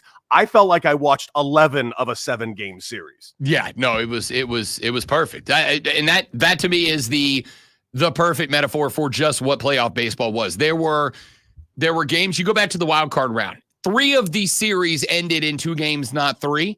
And yet every one of them had you puckered up the whole ride. Like, it was just spectacular. Let's turn our attention, Cody Decker, to the World Series upcoming, the Dodgers and the Yankees, as you mentioned. Listen, if you are a believer that for the game to present the best version of itself, you need the biggest names in the game presented in the game, you got it. Shohei Ohtani, to me, I got into a fight with a buddy of mine yesterday because I am on the record as saying I think Shohei Ohtani is the best baseball player to ever walk the face of planet Earth. There's nothing that he can hit, he can pitch, he can run, he can field. There's nothing he can't do. On the flip side, with the addition of Juan Soto to the Yankees, we finally got to see a season's worth of exactly what the hell Aaron Judge is, and now we get them up against it for a big piece of metal. Dude, I can't stand either one of these teams, and I'm not missing a pitch. Not one pitch. I cannot wait to watch this. And anyone that says Shohei Ohtani is not the best baseball player who's ever walked the face of the earth is an idiot. I don't know what to tell you. You have to watch Shohei Ohtani and see how incredible this man is. This man, I said at the beginning of the season on our show, Rob Brown, on Bet for the Cycle, every Saturday, noon to 4 on the BetQL network and all over the country, of course. I have to tell you this, Rob Brown, and it's been driving me nuts. I said that he would not win the MVP, and I was adamant about it. No DH has ever won the MVP, let alone a National League DH. He's going to have to do something that's never been done in the history of baseball. Hey, Cody, he did. Oh, okay. Give him the MVP and name it after him. He's the greatest player I've ever seen. And by the way, he did. Yeah. Those of you that are saying, well, he didn't put a glove on and didn't take the field. Dude, he rehabbed an entire Tommy John surgery throughout this entire season. This was the injured Shohei Ohtani that we had this season. And he set records and did things we've never seen before. Hell, I had callers on my show on Mad Dog Sports Radio calling to say that, oh, he's not even showing up in the playoffs. 17 for 22 with runners in scoring position, 3 home runs, and he hit 365 in the playoffs so far. If that's the bad Shohei Ohtani, I am terrified for the Yankees if the good Shohei Ohtani shows up.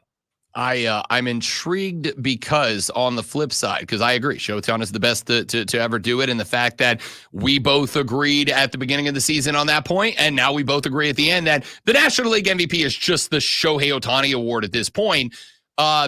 There's dudes on that roster aside from Shohei Ohtani, because if it was not for Ronald Acuna doing something nobody had ever done before last year, you'd have the reigning defending undisputed NL MVP on this roster. You got Freddie Freeman, who is not had his best playoffs, but he's also been playing in the playoffs on a broken freaking leg, as Kurt Angle might call it. You've got dudes scattered around. You have been talking all year about how this Dodgers pitching staff may be the most banged up pitching unit we've ever seen, and still World Series caliber when it's all said and done. Listen, I like the Yankees and what they've done. I'm having a hard time not picking the Dodgers in 5. I got them in 6. I got the Dodgers in 6, and that's just a flat-out thing. I think they are going to be able to swipe away 2 games, but like you said, this Dodger team, and by the way, those of you that think Dave Roberts isn't the best manager in baseball, you're also wrong. Dave Roberts is the best manager in baseball. What this man has done all season long, I know we all look at the Dodgers and that conglomerate, like, well, they have Mookie Betts, Freddie Freeman, and Shohei Ohtani. Okay, let's go through the list. Shohei Ohtani, yeah, put up incredible numbers, did incredible things this year, but he didn't pitch this year, so he was technically injured for this season, and you missed out on half the thing that he's astonishing for. He's supposed to be one of your ace, if not your number 2.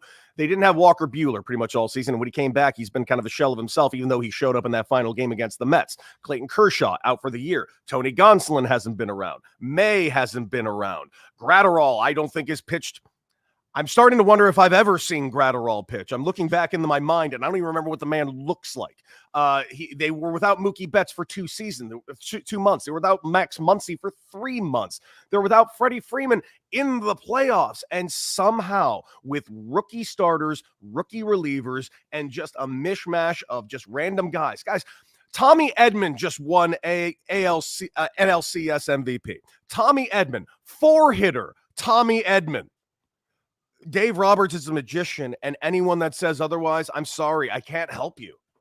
So then, let's look on the other side of the equation, because we both got the Dodgers. So let's talk about what the Yankees can do. Number one, start with that manager, because I think you're spot on about Dave Roberts.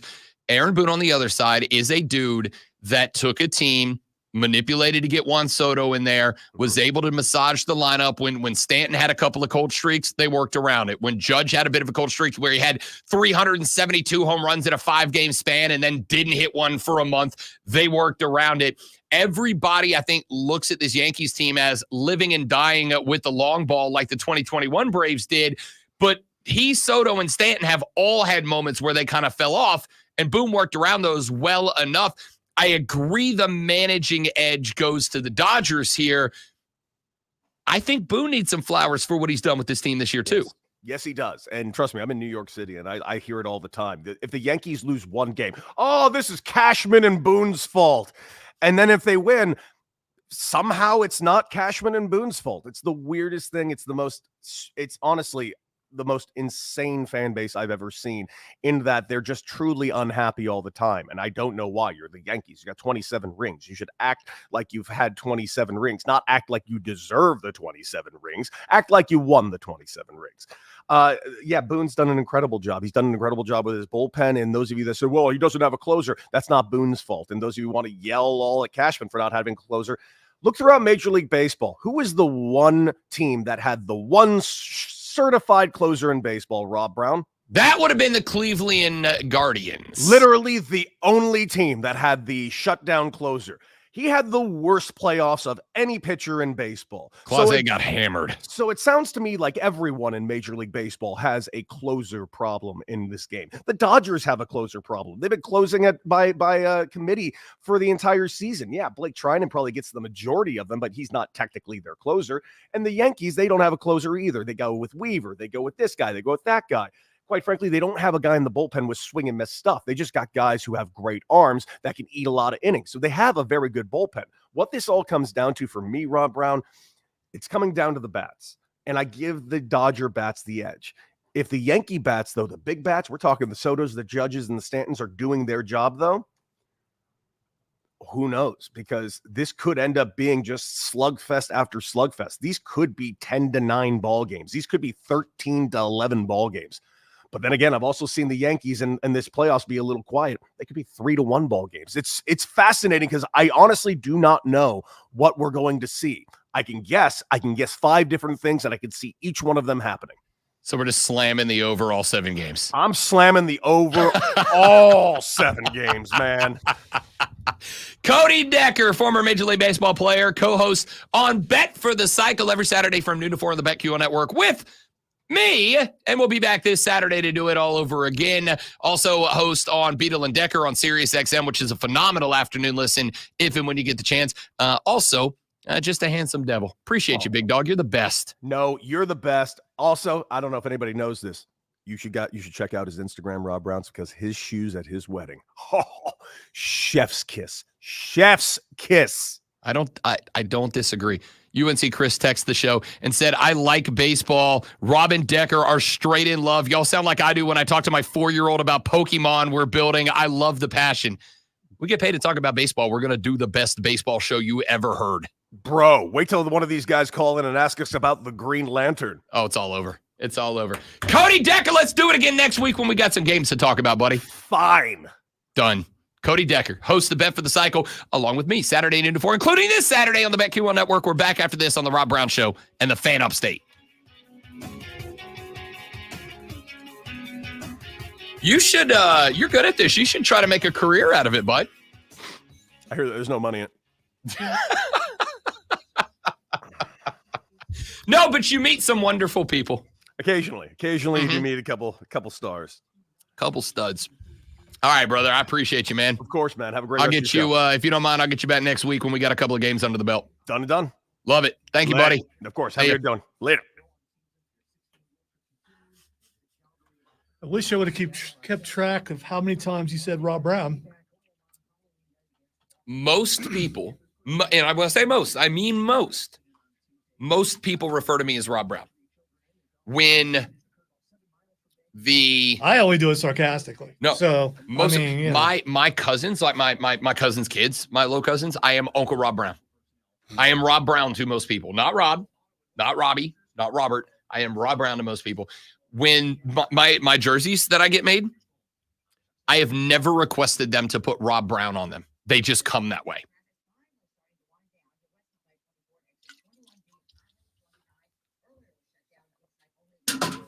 The people at Courtney's work, her friends, refer to me as Rob Brown. To me, when they're talking to me. I don't know when that happened or why it happened. That's my All right. In the building outside of the show, it's necessary to say Rob Brown because there are a bunch of other Robs. And I assume that's probably part of the reason why is because anywhere you go, there's Rob. So Rob Brown works. But and all my handles are Rob Brown. But outside of this building, Kevin calls me Rob Brown when I'm golfing with him. And it's just the two of us out there. It's Rob Brown. Like, I don't know when that started. I am Uncle Rob Brown. Don't take too long, Rob Brown.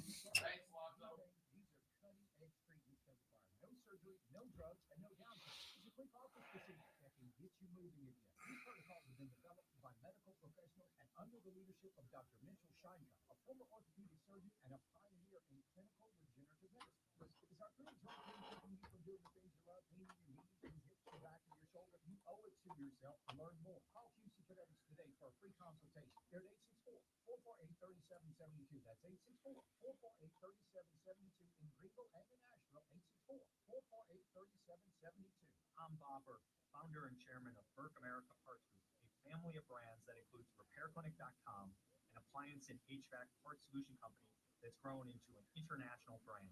Before AmericanEagle.com, we partially launched a new technology platform developed by another firm. American Eagle helped take our technology to a whole new level with digital marketing, software development, and business insights into our key markets, appliances, HVAC, and outdoor power equipment, and did so both on time and on budget. AmericanEagle.com has the resources, experience, and talent needed to produce solutions. Our new technology platform, developed by AmericanEagle.com, has produced tremendous results with higher traffic, conversion, engagement, and online revenue. If you have any home repairs you need to take care of, check us out at RepairClinic.com. If you need a world-class website or technology project, then I would highly recommend AmericanEagle.com. Call AmericanEagle.com at 773-NETWORK. That's AmericanEagle.com, 773-NETWORK. Paid for by government. Now is the time to fill your vault with Morgan Silver Bars. Grab your piece of America's silver legacy with this special offer. These spectacular shining silver bars featuring a crisp image of the iconic Morgan silver dollar, a legendary coin that has captivated collectors for generations. Americans treasure owning silver bars and coins, putting them away for themselves and their loved ones. Call now to secure 1 ounce silver bars minted in 99.9% pure silver and made in the USA. You'll be glad you did. Hurry, don't miss out on this special deal. Save $10 per silver bar. The more you buy, the more you save. Limit of 25 bars per customer. Call to learn more. Plus, with qualifying orders, you'll receive a free Morgan Silver Dollar. That's a $59.95 value and free shipping. Call 1-800-222-3967 now to secure your 1 ounce Morgan Silver Dollar bars. That's 1-800-222-3967. From the Eagles Market Studio. Alex Guest texted the show and said you're pretty too. Not as pretty as him. That's true. Who is though? Always streaming wherever you are on the Odyssey app. Make the Fan Upstate a thing.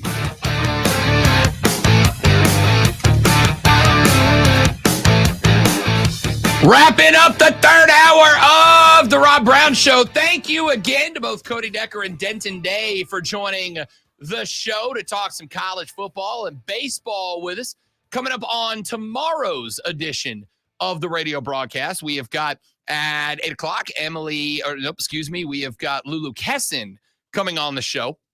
I was following old friend of the show, Emily Adams, who is now up in Connecticut, covering UConn sports and the WNBA. She was actually at the WNBA finals on Game 5. Spectacular follow. But Lulu Kesson for the Greenville News will join us here on the show to talk Gamecock football after the win over Oklahoma and to talk a little bit about what the Gamecocks need to accomplish during the bye week. Bye week number 2 for the Gamecocks. We'll also be joined, of course, by Rashad Beard, the host of the Panther Nation podcast. Andy Dalton involved in a car accident yesterday. Did get checked out by team personnel. We do not have any more information since then. So we'll see if it has any impact, whether we see Bryce Young back into the QB1 role or not after that. We have already gotten some hint about that earlier in the week from Dave Canales, who effectively said, no, Andy Dalton is our starter for right now. So we'll see how that plays out. But we'll talk to Rashad Beard of the Panther Nation podcast about that tomorrow. That, of course, at 8:40, 9 o'clock. Hayden Ask Mario from the BetQL Network will join us, and we'll take a look at some of the big NFL news, notes, and storylines. We'll see what impact the trade for Nuke, DeAndre Hopkins, leaving the Tennessee Titans on his way up to Kansas City, Missouri, to be the new weapon for Patrick Mahomes and the Chiefs. We'll see what impact that has for the Chiefs and the rest of the AFC.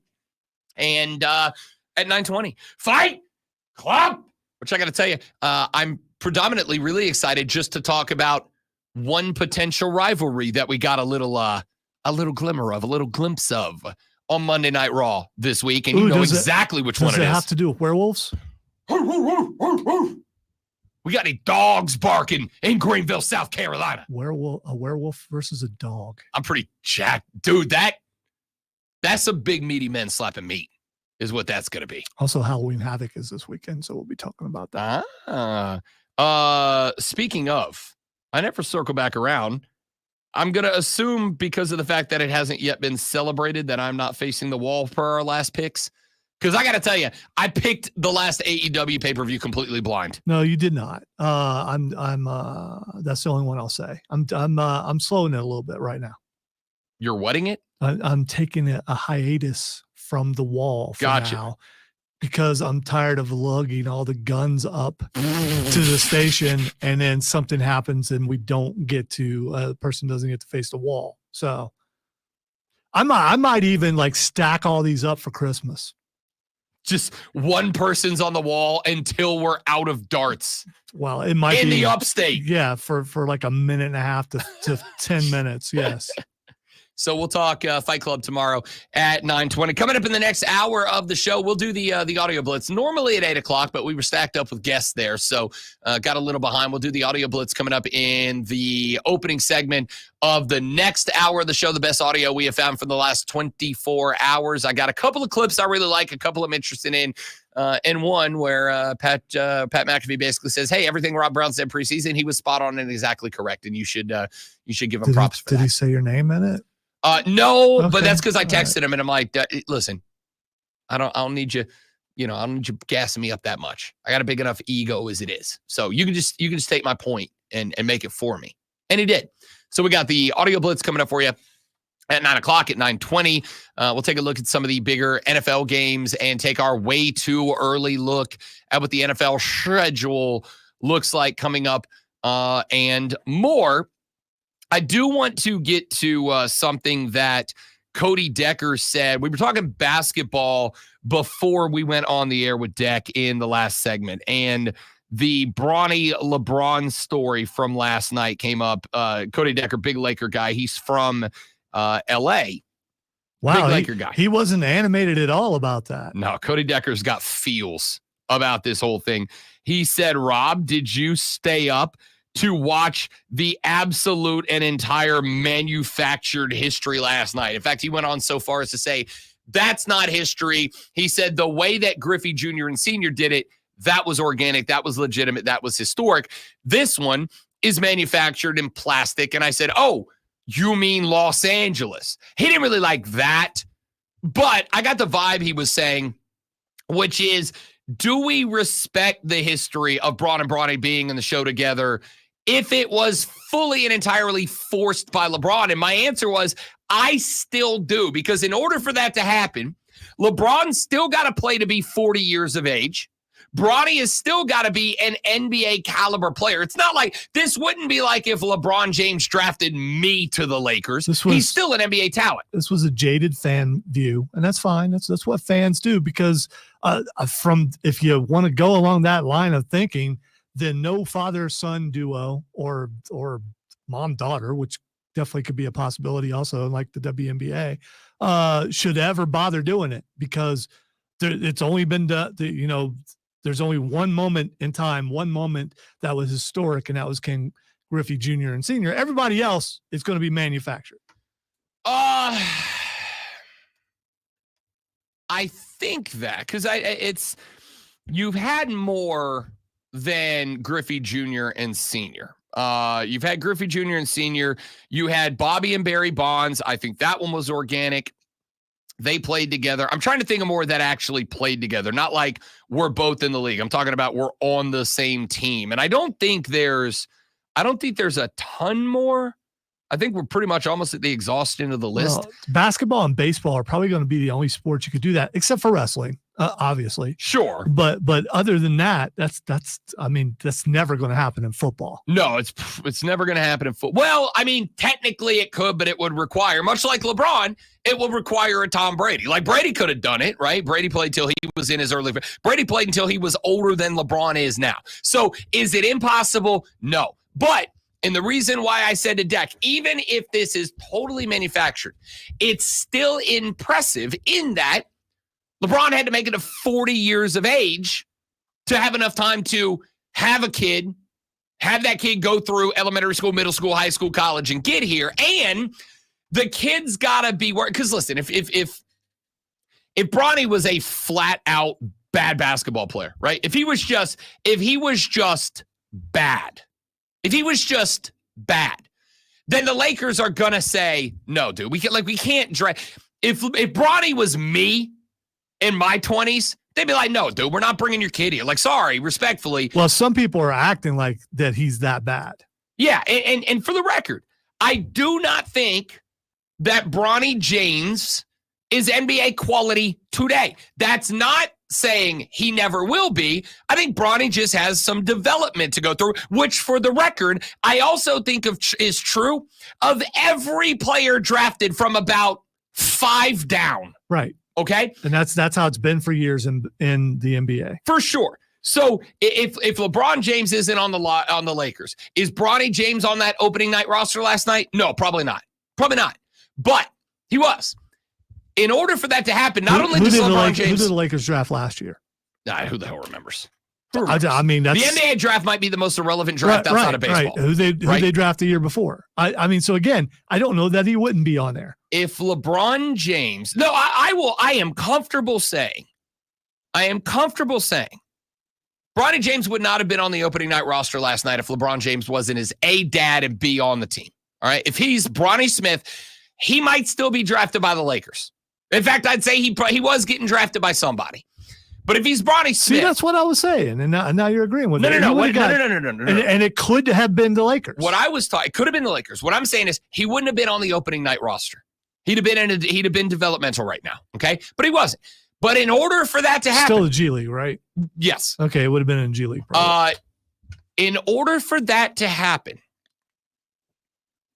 LeBron James has to play until he's 40, which very few players do. Play till he's 40, father a kid that he then develops into an NBA talent, have that kid go develop enough away from the NBA to be ready for the league and be worthy of that draft pick and that selection to the roster. That in and of itself is impressive. Whether or not Bronny is an opening day roster guy, if his name's Bronny Johnson or Bronny Smith or Bronny Brown, whether or not that's true, the fact that it happened is impressive because of what it took from both Bronny and LeBron to create that situation. So it is impressive to me that it happened. Now, do I think Bronny should stay on the roster? No, I don't. I think you send him to get developed somewhere. I think you send him down to a developmental league and you let him grow his game away from the... My man is on the LA Lakers. I might even feel different, though, if this was the Dallas Mavericks. If this was the, I don't know, Utah Jazz, Phoenix Suns, I'd feel different about it. But you put him on the biggest stage under the brightest lights in Los Angeles, California, with the face of the NBA in terms of franchises, the LA Lakers. That's a decision. That's a decision. You know what else is a decision? This one, to go to break after Alonzo reads his sports flash. He'd be starting if he was on the Hornets. Just saying. Oh. Yeah, what the Boston Celtics began their title defense last night with a 132-109 win over the Knicks at home. Boston made 29 three-pointers, tying the record for most in the game by a team, but then they missed their final 13 shots. Jason Tatum had 37 points and Derek Brown added 24. Believe it or not, after all this talk, the Lakers actually won. They knocked off the Timberwolves last night, 110-103. Anthony Davis shot 11 of 23 from the field and added 13 free throws in a 36-point effort. While LeBron James added 16, Lakers created 15 turnovers off Minnesota. The rest of the league begins tonight, including Charlotte at Houston at 8 o'clock.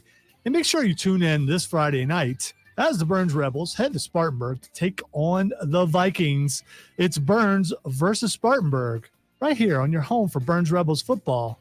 It's us right here on the Fan, upstate.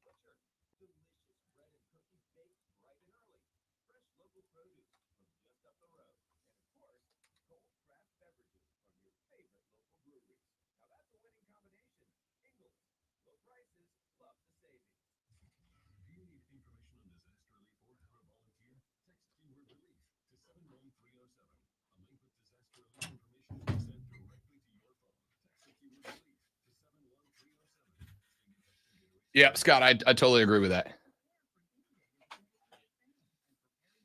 And also, thank you for that compliment and that message, man. I appreciate it. I will also tell you that I am a hockey guy, and hockey will begin to make more and more appearances on the show. The reality is it's especially with the World Series going on. Baseball is more popular here, obviously. So once the World Series is over and as football starts to wind down its regular season, teams are getting eliminated from playoff contention in college and NFL football, we'll start getting more hockey. I will tell you, obviously, it's going to take a Carolina Hurricanes focus predominantly, but everybody else is going to get theirs. I did watch the other night the Penguins game, which was stellar. I watched the Hurricanes win last night. 1-point overtime victory over Edmonton. And it was, Sebastian Aho's just a dude, man. Just a sniper. It's fun to watch play.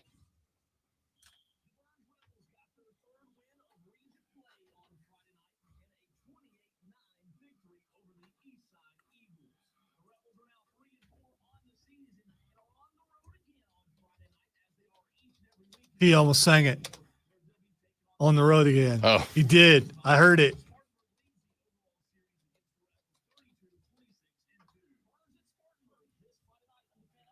Almost doing some Willie there. I have to ask him about that.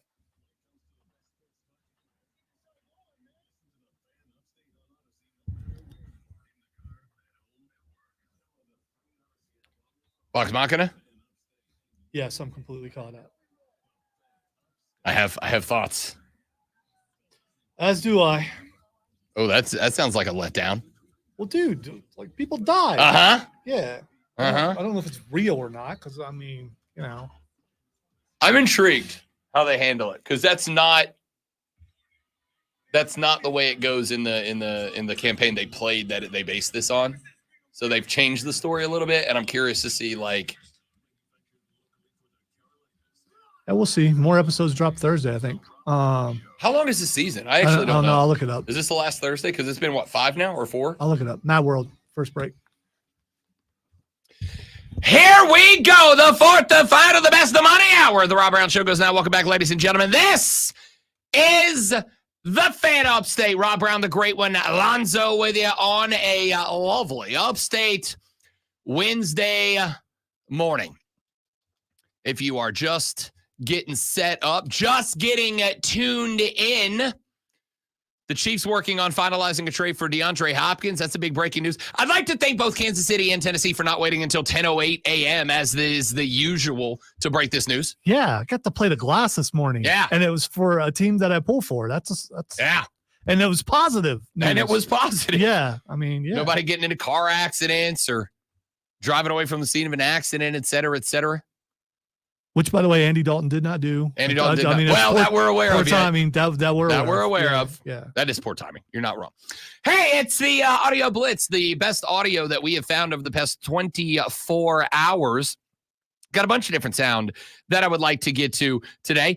Speaking of the Panthers, Steph Curry is a big Carolina Panther fan. He was on Scott Van Pelt's show earlier this week, and I'm not going to play anything Steph talked about with basketball. Nene, I'm going to play for you how the interview ended as soon as I remember to change my computer sounder over so that we get it right. I'm going to play you how the interview ended. We look forward to the season, which gets underway Wednesday for you all in Portland. Always great to visit with you, Steph, and stay well until the next time, all right?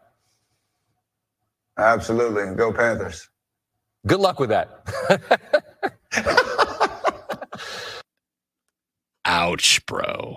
Yeah. I mean, bro. that silence wasn't because of delay. That silence was messed up. Ouch, bro. Oh, for sure. Steph got that good luck with that from SVP, and he was just like, oh, that's a gut punch.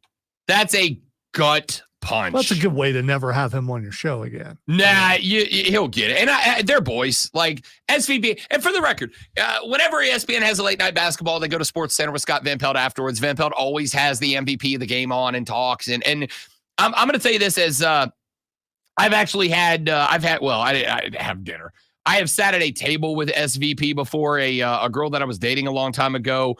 Her sister was a sorority sister with Scott Van Pelt's wife. And when they sent us to this wedding reception, when we went to this wedding, because the girl I was dating sister knew what I did for a living, she made sure to sit me at the table next to Scott Van Pelt at the reception. Everything you see on TV is genuine. The dude's the nicest person. He's the nicest guy. So it makes sense that all these guys are bros with SVP. But SVP hit him with the good luck with that on the way out the door, and it didn't go great. Malik Neighbors, the rookie wide receiver out of LSU, is now a New York Giant. And Malik Neighbors has shown flashes. He's shown he can be him. He can be that guy. Just like I said he would be going into this draft. Things aren't well in the Meadowlands. Was there anything about the Eagles' defense, especially in the first half, that they were doing differently that maybe you had not seen on film? Nah, I mean, nothing really different. I mean, watch the target tape. That was it. I was open. Mm-hmm. That was it. Watch the tape. I was open. Now, in this past game, this past weekend, Danny Dimes was yanked from the game because Danny Dimes was like 2 for all his passes. It did not go well through the air. And Malik Neighbors straight up said in the locker room post-game presser, watch the tape. I was open. Reporter said, was there anything that Philly did different that you weren't prepared for that caused the disruption in the offense? And he just, without saying his name, threw Danny Dimes right under the bus. Nope. Watch the tape. I was open. When you have got when you have got a rookie banging the drum on the quarterback like that, you're cooked. You're done. You're toast. This iteration of the Giants has got to get blown up. That's real bad. Hey, you know what came back last night? Inside the NBA on TNT. And they played a clip because they're doing this cool thing this year where they're doing a road show. They're taking Inside the NBA on TNT to different cities, following different NBA games. Well, Shaq, as they were doing the introductions of the crew to the live crowd, Shaq got up and Shaq was being Shaq and doing a little dance. And he talks about how he was trying to pop the button and throw his jacket open like Michael Jackson. I'm so glad this show's back. God, look at him. Look, I was getting ready to do my Michael Jackson kick. Yeah, I was getting ready to open up the jacket, do that Michael Jackson kick. It is slippery. We're wet up there. Not that would have gone viral or anything. Oh my gosh, got that balance on it. You could do that. You don't have to open your jacket. Just have another meal. It'll pop that button to pop. All right, Mr. Montrose. I am so glad the best studio show in sports is back. Chuck hit Shaq with just have another meal and that jacket will pop right open for you. These two idiots, and I say that with all the respect in the world, these two idiots getting after each other is just primetime comedy. It's just Inside the NBA on TNT. The fact that there is a world in which this show is not aired anymore is a crime against humanity, man. Crime against humanity. Rob Gronkowski has been making some rounds on the show in the Audio Blitz this week. There's a documentary out that followed the Patriots' rise to dynastic, and Gronk told a fun little story about draft night. With the 42nd pick in the 2010 NFL Draft, the New England Patriots select Rob Gronkowski, tight end, Arizona. When I was drafted to the Patriots, it was a proud moment. My family came on stage as well. We got in a huddle. We were doing hoo, hoo, hoo, hoo in the huddle, jumping up and down.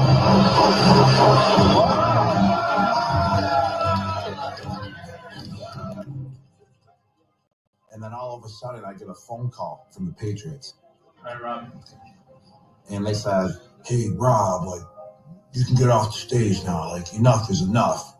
And I'm sitting there like, wow, I'm already in trouble. It's been 5 minutes since I've been on the Patriots, and I'm already in trouble. I can picture Bill in that draft room just being like, why the did we just draft this kid? Oh, look at this. Lord have mercy. That word you heard at the end was the hoodie on draft night after he picked Gronk. Watching Gronk and his, because he says his family. No, it's his boys. All right. And there's a clip where Gronk, you know how they sometimes at the draft, they'll have like the display of all the helmets and jerseys and all that. Gronk takes the patch helmet, puts it on.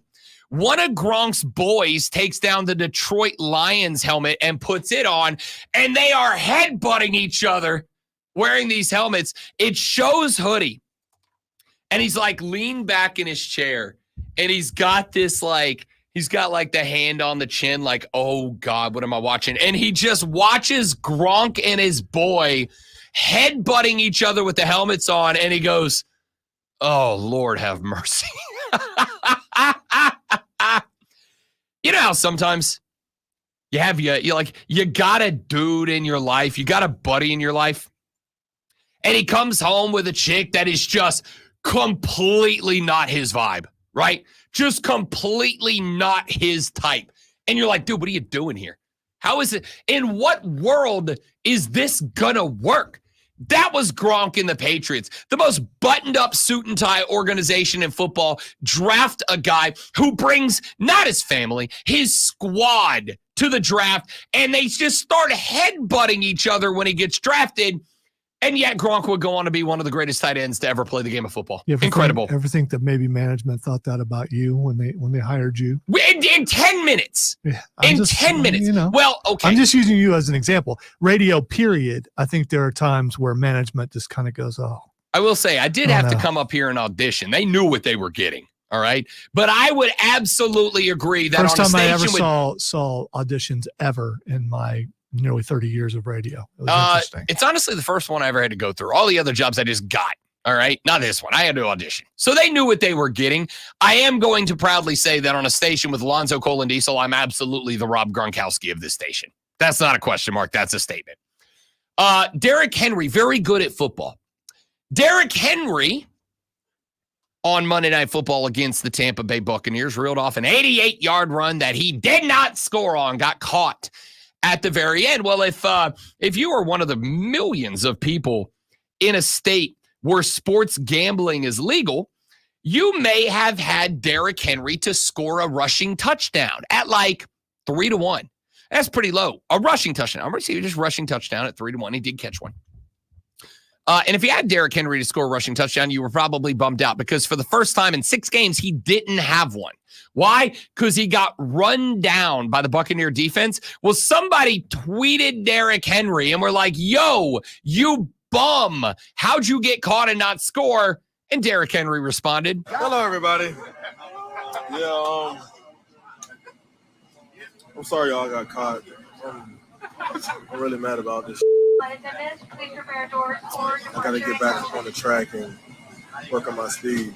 My man said, I'm really sorry I got caught. My bad. Yo, sorry about that. This was on me. My bad. That's spectacular. You know, there's a lot of players who are real dumb when it comes to social media that don't get it. Derrick Henry gets it. Derrick Henry gets it. He sees the tweet and he pops up a video quoting the tweet and goes, yeah, I'm sorry I got caught. I'm mad too. I got to fix this bleep. That's incredible. Well done. Hey, we had Bastin Scat, who joined the show earlier. He said, I'd like more hockey talk. To which I said, you will get it.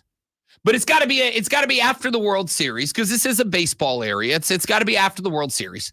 And it's got to be later in the football season, right? We got a couple of teams, Cleveland Browns, Carolina Panthers, already eliminated, not mathematically, but already eliminated from the playoffs in the professional levels. We're starting to see college football teams hit the point where they just can't get back into the top 12 for the college football playoffs for sure. We'll get to the hockey. I didn't know it. You know who's jumped in on hockey? I think hockey's happening too, right? Hockey's got a big night. Frozen Frenzy on ESPN. All teams in action. Here we go. This Every is a big single deal. team. Yeah, 16 games. I mean, this is what we're talking about here. Yeah. This is what we're talking about. Any team, pick one, watch them. you're going to love hockey. Hockey is awesome. And if you've never seen the sport, there's going to be times where you go, I don't know what's going on. Stick through that, stick through that, stick through that. Because there's about to be magic on that ice. They're flying around. The skill level through the roof. And then the moxie of these boys. You're going to respect out of it. Hockey's a great sport. It is, Pat McAfee. All right, so they've been talking hockey for a couple years, and they haven't quite been able to tell if they're being sarcastic or not. I'll tell you what. Because there are times when they do a certain thing a certain way, and even though they have people on talking about something, can't tell if they're really into it or not. I can't. I will agree with you. I can't either. Okay, because on one hand, McAfee sounds like a guy who is learning to appreciate hockey, and I will tell you that hockey and soccer are two sports, both of which I absolutely adore. I love these sports, right? But I acknowledge, and I had this conversation yesterday. As a matter of fact, I went and had lunch yesterday with Michael Stathakis, and he and I were talking about this. And I said, one of the things that I do is I try to spread the good word of hockey, spread the good word of soccer. But I also understand that in the efforts to spread the good word of hockey and the good word of soccer, hockey and soccer bros have to come to the realization that it is something that you have to pick up as an acquired taste. Neither one of these sports are sports that you take somebody who's never seen them before or never watched them or cared about them and drop them in the audience and go, here's the game. And they go, oh, this is awesome. Hockey, actually more than soccer, but they're fast sports with rules that are unlike any other sport. It takes some time. So I feel like Pat sounds like a guy that's coming around the more he's exposed. But I will also say this. I also think it's some degree ESPN, like, we need you to promote hockey because ESPN's playing hockey. Last night on ESPN The Deuce, they did what they called Frozen Frenzy. I almost texted you to text you and be like, watch this and see if it helps. All right. They did Frozen Frenzy. All 32 teams in the NHL played a game last night, and NHL did so red zone, but with hockey. Yeah, I knew that was coming. Yeah. I saw that. I don't know if I saw an ad or something, or I think I've watched a commercial and I was like, okay, that sounds pretty cool. Dude, it was awesome. I didn't watch it, but it was awesome. You should have watched it. It was awesome. I last night had. What time was that on? All freaking night. Okay. It was from 7 until it was still on when I went to bed. All right. Last night I had the two college football games on one screen. Both of them shared split screen on one of the little TVs.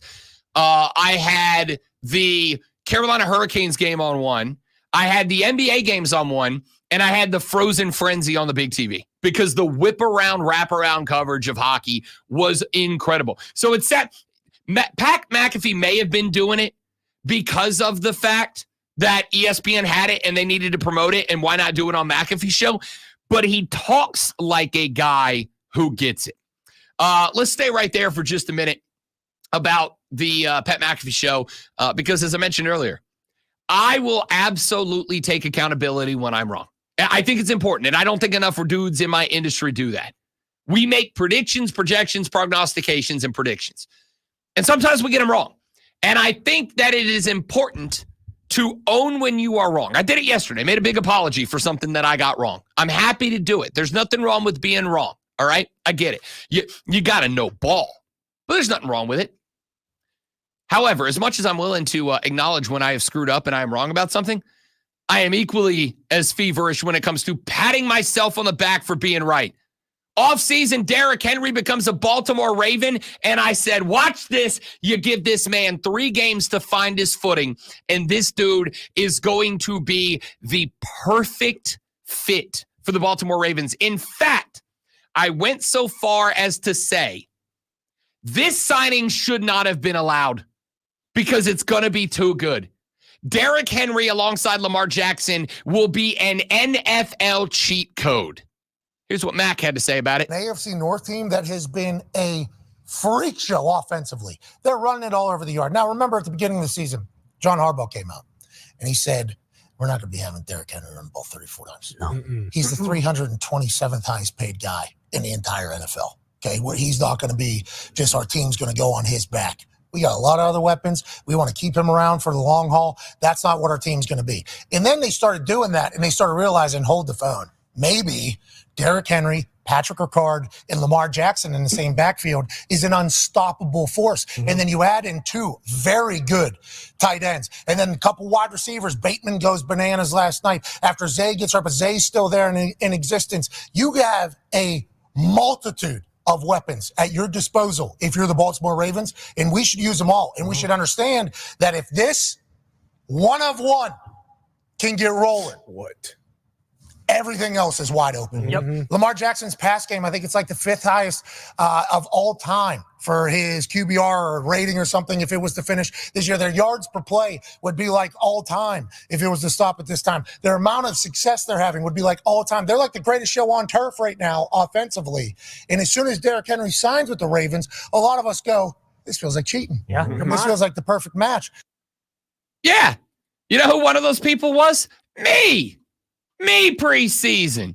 I'm about to pull an oblique, patting myself on the back because shot called. Just glad it's being recognized. Yeah, but here's the thing. So how much of this is like faux, like fake, like it's just because of the competition they're playing against?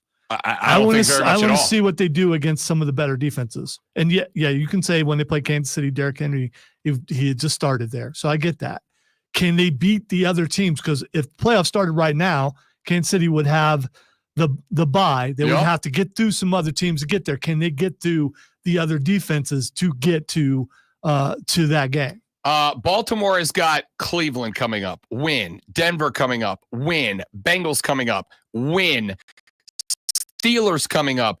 Win. Chargers. Wait. Win. You can't say that about Steelers. You can't. Sure I can. Well, you can, but sure it's those other games. Yeah, probably. Bengals still rivalry. I'll give it to you as a toss up for the lulls. I'll let you play say the Steelers for twice. lulls. They're not beating them both times. They're not. I'll make that bet right now. Yeah, I'll make that bet right now. I don't care. And if anybody wants the Steelers to win so that I'm right about something else, it's me.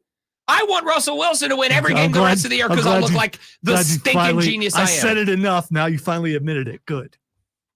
Admitted what? That you want to be right. Oh, yeah. Who the hell doesn't want to be right? You want to be right, too. Of course I want to be right. It's not something I do very often. So when I am right, I enjoy it. I'm right all the time. And I make sure the world knows I don't know if this was the time to say that.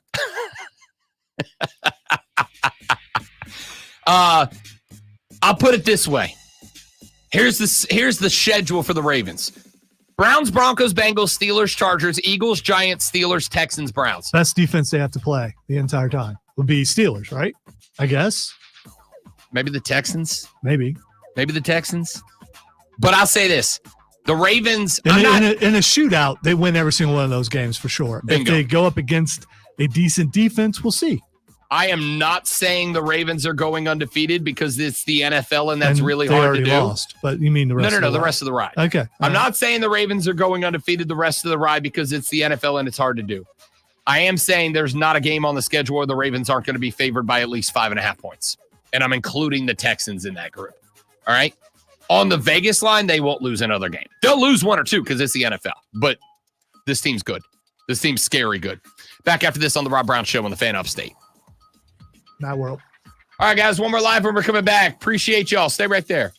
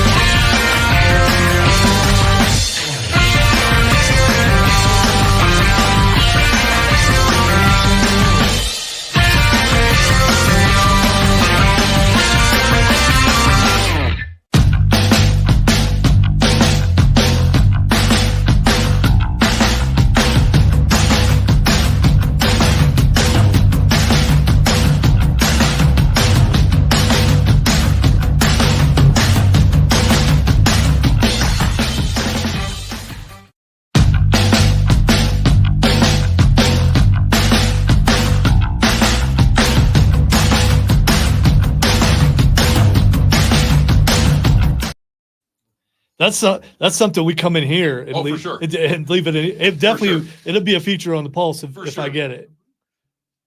The last one I got was a ghost trap from I want that one, Ghostbusters. and I want the Gladiator 3 The Gladiator, helmet bucket, and I yeah. hope it fits. I hope it's a real. See, I would get the Gladiator Stadium first because I just saw a picture of it too, where you can actually look at it and see the fight. Yeah, I saw that. It's an AR thing. But you have to use I think you got to use your phone to do it. It still looks cool though.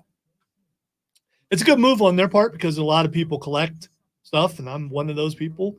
And it will make me want to go to a movie. Maybe I was going to wait for it to come out on stream. I might be prompted to go instead because if these things are limited as far as sales, and they do limit them at theaters because like those ghost traps, we were the last ones to get them.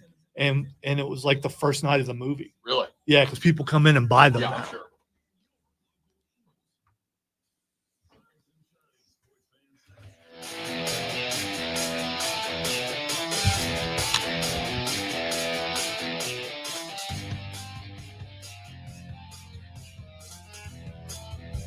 The Rob Brown Show back on your radio.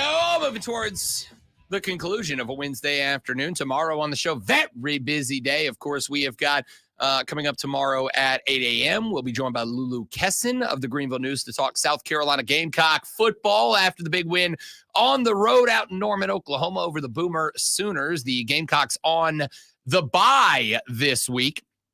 So we will talk a little bit with Lulu Kesson about what she expects to see out of the Gamecocks and how they should best utilize their bye week as they get set up for next week when they really truly do get into the meat and taters of the season with the A&M Aggies, the Colt, coming to the crib. We have got at 8:40, Rashad Beard, the host of the Panther Nation podcast, stopping by. We'll talk a little Carolina Panther football. They got demolished last week by the Washington Commanders and Marcus Mariota. If that scoreline is that scoreline and Jaden Daniels is playing, I'm probably not all that upset about it because, hey, as I told you preseason, Jaden Daniels is him. Jalen Daniels is a dog. Jalen Daniels is the guy. Jaden Daniels is the guy. That wouldn't hurt my feelings all that much. And honestly, I'm not even super ticked off because part of the reason I said Jaden Daniels is going to have success, part of the reason that I actually have a bet out that the Washington, I picked on the air, the Washington Commanders to win the NFC East. Part of the reason why is, and I don't think enough people are talking about this, Commanders are just a good team. I mean, yeah, they got a dog at the QB in Jaden Daniels, but that is just a good football team. It's a well-built, well-coached football team. And so because of that, I'm not going to be shocked if the Commanders, unless Jaden Daniels is going to be out for significant time, not going to be surprised if the Commanders end up winning that division. That being said, Marcus Mariota came in. He was fresh. He was rested. There's no tape on the guy because there's another thing that sometimes people do. And I got this earlier this week when we had this same discussion point. And I said, there's no tape on Mariota. And a texter wrote into the show and said, hold up, Rob Brown. Like, if anybody should be familiar with Marcus Mariota, it should be the Carolina Panthers. Mariota was the starter for the Falcons in the division, right? Yes and no. I mean, he was a starter in the division for 9 games before he got benched for Desmond Ridder? That went real great. He was a starter for a handful of games before he got benched, A. But B, remember what the biggest reason that I said I thought Jaden Daniels was going to win your Offensive Rookie of the Year award was? Cliff Kingsbury. Cliff Kingsbury is a dude that I think understands how to use that kind of quarterback. So while there's tape on Marcus Mariota historically, there was none on him in a Cliff Kingsbury offense that knows how to utilize a guy like Marcus Mariota. So it is probably one of the few games that, you weren't competitive. I'm not really that mad about it. It was just it was a perfect storm for Carolina. You pile that on with all of the unending string of injuries that this team has been suffering through this year. And I just think it was honestly, it was as much bad luck as in it. I think this team would have had a better chance to look competitive if Jaden Daniels would have stayed in there, because at least you know what you're going up against. Even if you don't have the talent to stop it, you know what you are up against. So we'll talk to Rashad Beard about that tomorrow at 8:40. At 9 o'clock tomorrow, Hayden Ask Mario Herron from the BetQL Network will join us. We'll talk about all the NFL news and notes. We will talk about the addition of DeAndre Hopkins to the Kansas City Chiefs and how much of an impact that will have. Big one, but we'll get Mario's thoughts on that. We'll talk about the benching of Justin Fields and the playing of Russell Wilson. I am going to say this. As much as I am, or should say, remain correct about Justin Fields and Russell Wilson in Pittsburgh, I am also going to say I don't expect the same performance out of Russell Wilson this weekend. And it's not because Russell Wilson ain't good. Russell Wilson had a tale of two halves this weekend. He had dudes chanting Justin Fields' name at that game on Sunday. And then he came out in the second half and he looked like the Russell Wilson I expected him to. Took a minute to knock the ring rust off. People forgot Russell Wilson hadn't played football in a year and a half. He got benched the second half of the year by the Broncos last year. And then he obviously, he had some camp, but he missed a handful of weeks of training camp with the injury that made Justin Fields the starter in weeks 1 through 7. So, of course it was going to take some time for him to kind of find the vibe, find the flow. Then he did. The Steelers put 34 unanswered up on the Jets. Now, I like to talk about that slider, right? On one hand, X, on the other hand, Y. Where in the middle is the slider? On one hand, the Steelers put up 34. Maybe with Russell Wilson at the helm, it's a good team. On the other end of the spectrum, the New York Jets are a dumpster fire right now. Which of those two things do you click the slider close to? Is it closer to the Steelers behind Russell Wilson are a legitimate team, or closer to, even with Aaron Rodgers, the Jets are the Jets? I see what you did there. You said with Russell Wilson, they're a good team, implying that they weren't one before he took over. Okay, better team. There we go. Better team. I'm willing to use better team. I think that's fair. I'm willing to play ball on that one. With Russell Wilson, the Steelers are a better team than they were with Justin Fields. Or, on the flip side, the Jets are the Jets. Either way, the Steelers were a better team. Oh, for sure. Depending on, no matter which quarterback started, they were a better team. I am going to keep it a buck with you. I think the slider for me moves closer to the Jets or the Jets, unless the Steelers are a dramatically improved team. I think they're better with Russell Wilson. But I also said this because I got asked this question last night on BetMGM tonight. Brad said, what's the future for Pittsburgh? And my answer was this. Here's how I'll put it. If the Miami Dolphins call the Steelers today, and the Miami Dolphins call and they say, hey, we need a QB, we'll take Russell Wilson or Justin Fields, do you know who I'm sending over if I'm the Steelers? Russell Wilson. I'm keeping Justin Fields because Justin Fields is the future. I said that in the offseason. He is the future, and he can be the future. But if you're trying to win now and keep that never a losing season and streak for Mike Tomlin, Russell Wilson's the guy that you ship out. Or Russell Wilson's the guy you play now if you have them both. But he's also the guy I ship out if I'm Pittsburgh and Miami's willing to throw a package at me to stay alive. I think the Jets are just the Jets, and that's just it. All right, let's take a break. Come back next segment. Last segment. Rob Brown Show, Fan Upstate. I just sent you something on Twitter. I saw it. They're already selling them Yeah. on eBay. Yeah. That's ridiculous, dude. It's a cool looking thing. I didn't realize it had the entire bust on it too. That just, how big do you think it is though? I mean, there's some pictures of it with popcorn in it. And I'm trying to figure out, is that just a handful of popcorn? I don't care. I'm probably going to buy it anyway, unless it's probably like $40. All right, I say I'm going to buy it if they have any. 6 o'clock, I think, will be like the second showing. Yeah. There's a part of me, because I really do want that one. there's a part of me that says, even if not, I may just go to the theater Thursday after the show and be like, can I just come buy a bucket? I'm coming back to see the movie. I'll buy my ticket now. Well, I don't think they care about that. I mean, you could just go in and buy it. Yeah.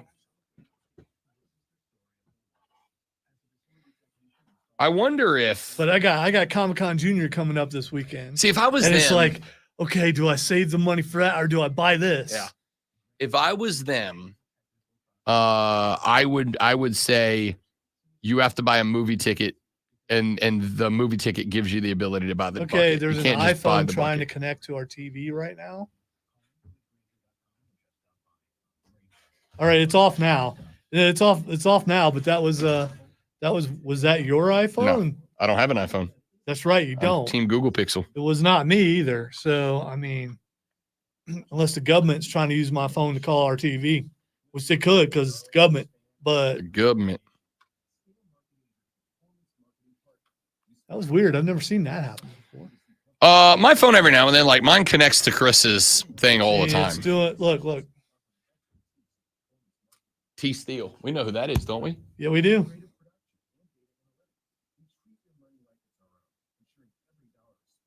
Sorry, T Steel. Who knows, We ain't like that. Maybe he's not trying to prank us by jumping in on our TV. We ain't friends like that. I am. I'd be okay with it. I think it'd be funny. Just like I think it would be funny to jump into someone else's StreamYard. Oh, for but sure. we would get in trouble for it. Also, for sure. Like that string of days where Fat Boy kept connecting to us.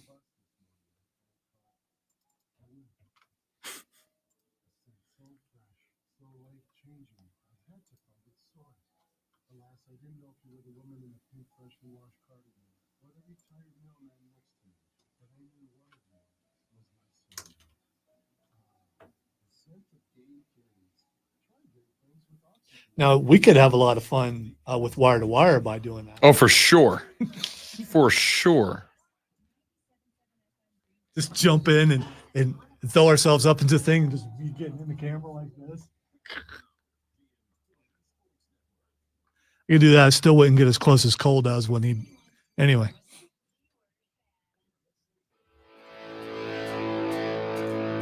The vanity, wanting yourself that close to the camera.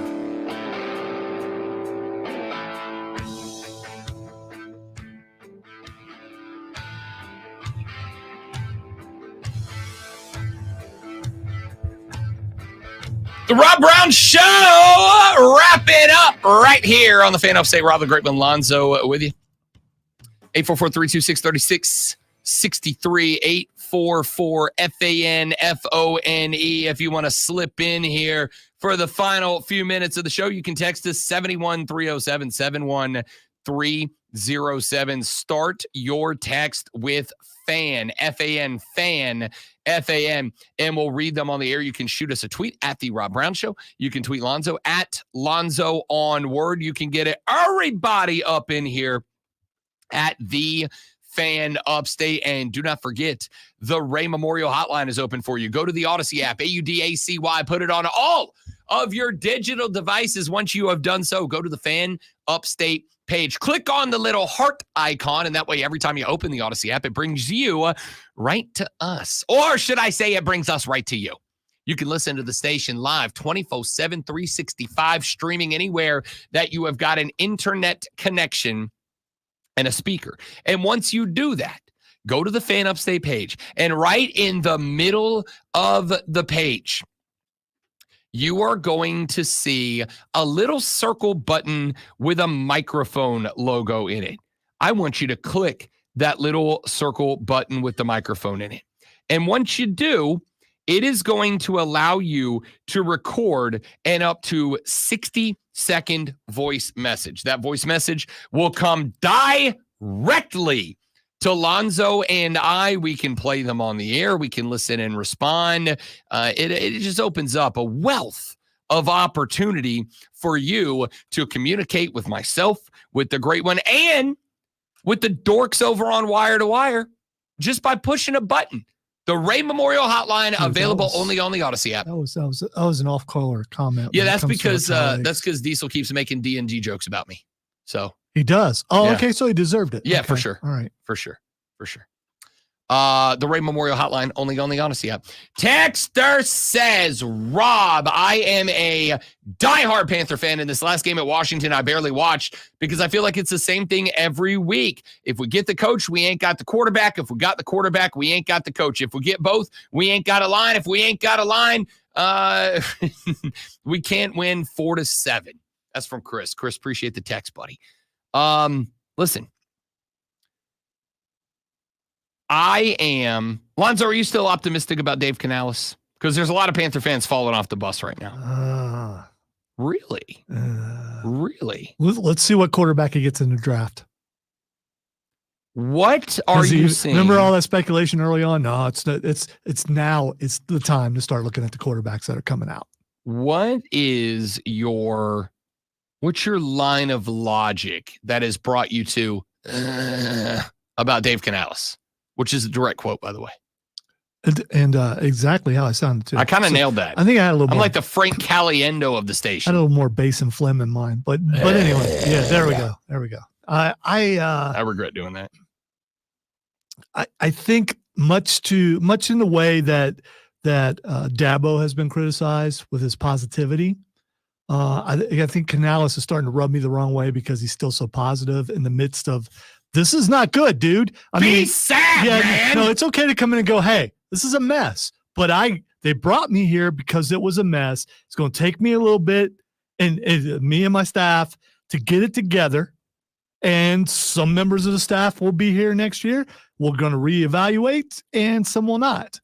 I want to see what defensive coordinator they get next year. I want to see because no way they keep the same one. And that's a built-in excuse. Hey, this wasn't my guy. You had me stick with this guy. Let me bring in my guy. It's a built-in excuse. Already was. And then who do they draft?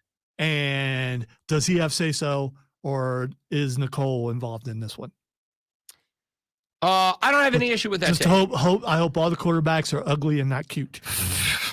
So that's all I'm saying. I'm gonna tell you. So I don't have any. Start with this. I don't have any issue with that take. I have no issue with that take at all.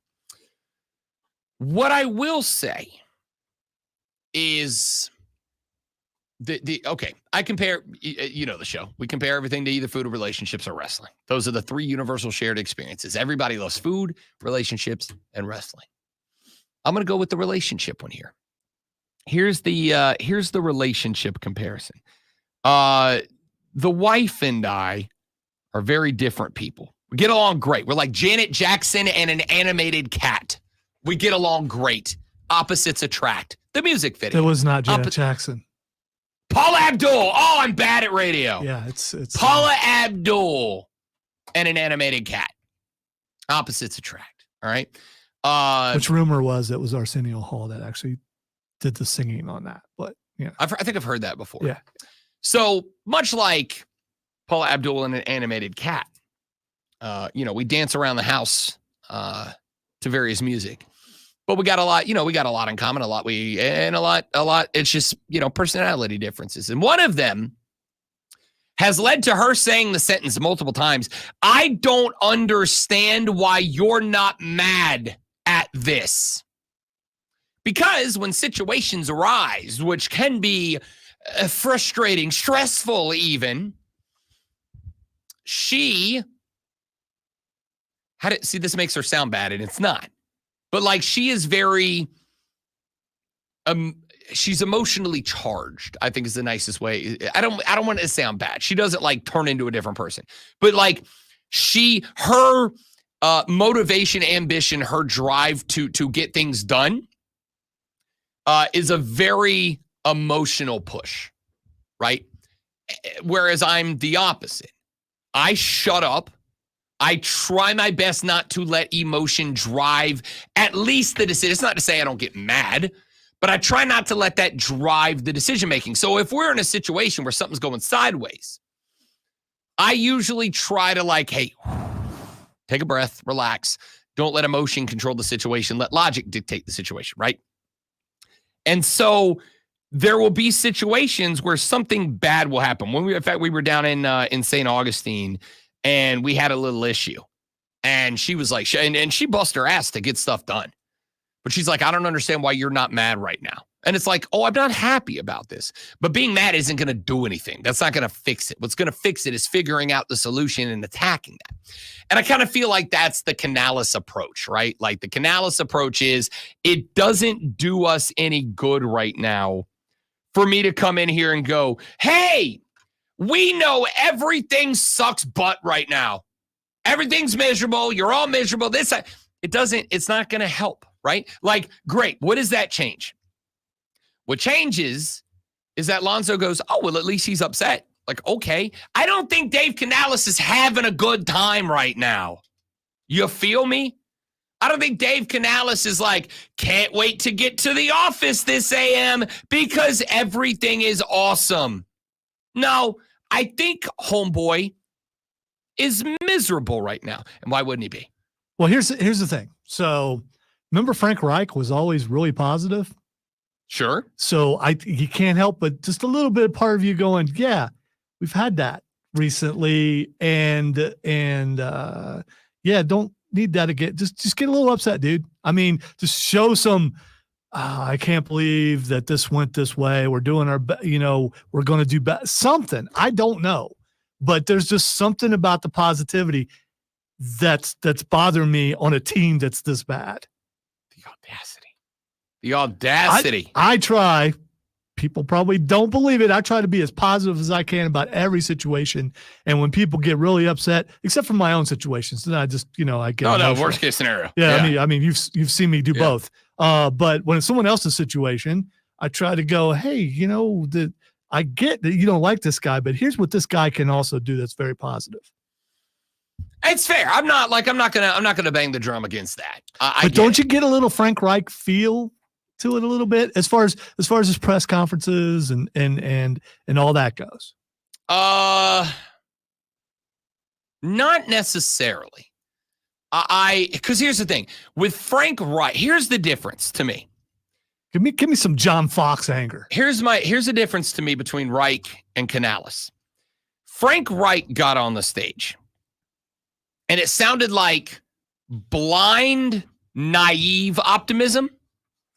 Canales gets on the stage, and at least he talks football, right? When Frank Reich got up there, he grabbed the mic and he go, "Well, we're going to come out. We got to play better. We got some stuff to clean up, and we got to work on just being a more disciplined football team." And it's like, you're not saying anything to me. Every coach in the NFL can say that. When Canales gets up there, he talks about spots where route concepts weren't good, or talks about spots where the footwork of the quarterback wasn't good enough, or he gets up there and he says, we were trying to do too many power run dives, and now we need to work finesse on the outside. Like, he actually, if nothing else, and maybe this is just a Rob Brown thing, but I appreciate that he actually talks football, whereas Frank just got up there and spoke platitudes and wasted my time. Canales actually says, here's our problems in football terms, and I appreciate that. By the way, in the end, I'm just saying that's a little thing that bothers me. He needs to be given time. He needs to be given a couple years. With what he came into, there is no quick fix to any of this. You're asking my man to build the Taj Mahal out of a bag of dog turds. It's not happening. It's gonna take a minute. I have no idea where that metaphor came from. I don't know. I have no idea where that came from. A true artist can make that work. I don't know how you make it. I feel like I nailed it, to be honest with you. Make it stay solid, though, and I don't want to find out. All right, the first thing that's Xing is Carlito. Okay, so Carlito. People need to chill is what they need to do. But anyway, I want to hear your opinion on that. Carlito last night, Damage Control, who are obviously two Japanese wrestlers, yes, were speaking with the GM of Monday Night Raw, and as they left, two, I'm happy to say it, very attractive Japanese wrestlers, as they walked away, Carlito walked in and he said, "Oh, I got to learn how to speak Chinese." And the joke there being that Carlito's an idiot. All right, he's cool. Yes. But he's an idiot. Well, there's a lot of people who are obviously very upset because he doesn't see the difference between Chinese people and Japanese people. And I get where those people are coming from, but this is one of those spots where I'm like, look, it's a television character who made a joke that makes him the butt of the joke. The butt of the joke is that he is an ignorant moron, not that they're Yeah. not Japanese. The butt of the joke is Carlito. It's funny because of what he's doing as a character. Also, a bunch of people throwing up a lot of things Rock said through the years, MJF, all that. And you're okay with all this, but you're not okay with Carlito. Hey, we'll see what this might be along the lines, the kind of humor that they do. And they've always done, by the way, they've always done this kind of humor when they go to Netflix. Yeah, but again, we've always done this isn't a reason to keep doing a thing, right? What I'm saying is to expect it. Not and if you're offended, you're going to be offended. No, I'm not even good with that. It's like watching the Quentin Tarantino movie and not expecting an F word. You know what's going to happen. I disagree. And 2,300 times. I disagree. And you're going to bring out Lib Rob the Work Warrior, and that's fine. I'm here for it. There's a difference between the F word, okay, which is just a culturally used word, and a joke about race in a spot where we are in a moment in time where racial issues are an issue. But again, to the people that are canceling Carlito, my response is, if you're watching this as the actual people saying these things, yes, that's not okay. That's a different thing. If you're watching it as a cartoon character, which is what wrestling is, making a joke that makes him the butt of the joke, those get canceled. That's a different thing. The reason Carlito is canceled, like Pepe Le Pew, I mean, he's been right, and we don't do that anymore for a reason. Like Speedy Gonzalez, he's been completely canceled. We don't do that anymore for a reason, and that's all okay. I'm good with that. There's a difference. Now, all that being said, that's not why Carlito should be canceled. Carlito should be canceled because he stole my 6'2" tall redheaded girlfriend away from me at WrestleMania 30, and I'm still mad at him. That's right. He's still a dude, apparently. All right, let's just stay along these lines so we can stay political at the end of the show. Yeah. Max Caster is Xing. Oh, I don't know why Max is Xing. Let me tell you why. Please do. Because Drew Gulak is having. Oh. And you know what Max Caster did? He liked it. He liked it online, and you can't like something if it's yeah. Well, look, I saw what Drew Gulak did, and it's gross. Okay, it's great. It's flat out gross. It's not okay.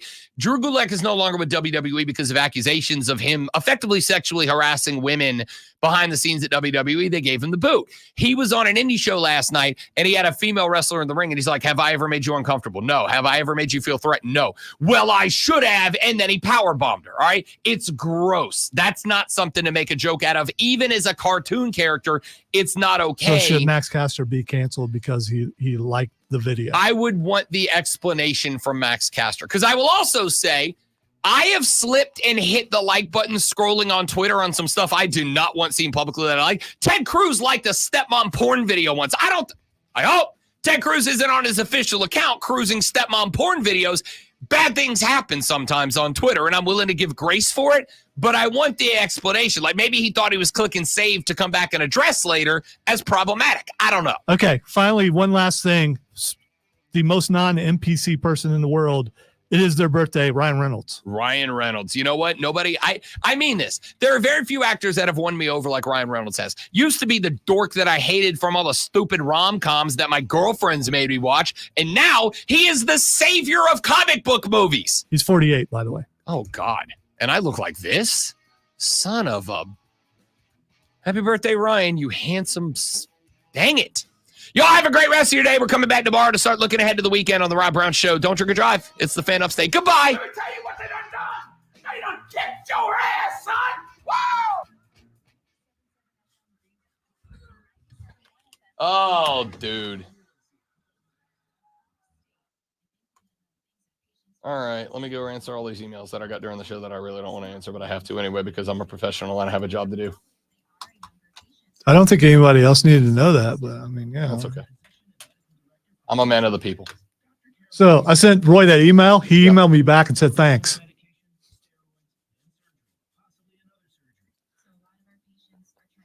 Oh, man. I appreciate it as much as you do. James sent a gif of Barry Horowitz doing the back pat with a hand on his back. I want to make that now. I want to make a show jacket that has a back pat hand on it. That's brilliant. There's already a t-shirt that had one on it. Oh, the We the People one? Yes. Yeah, I remember that.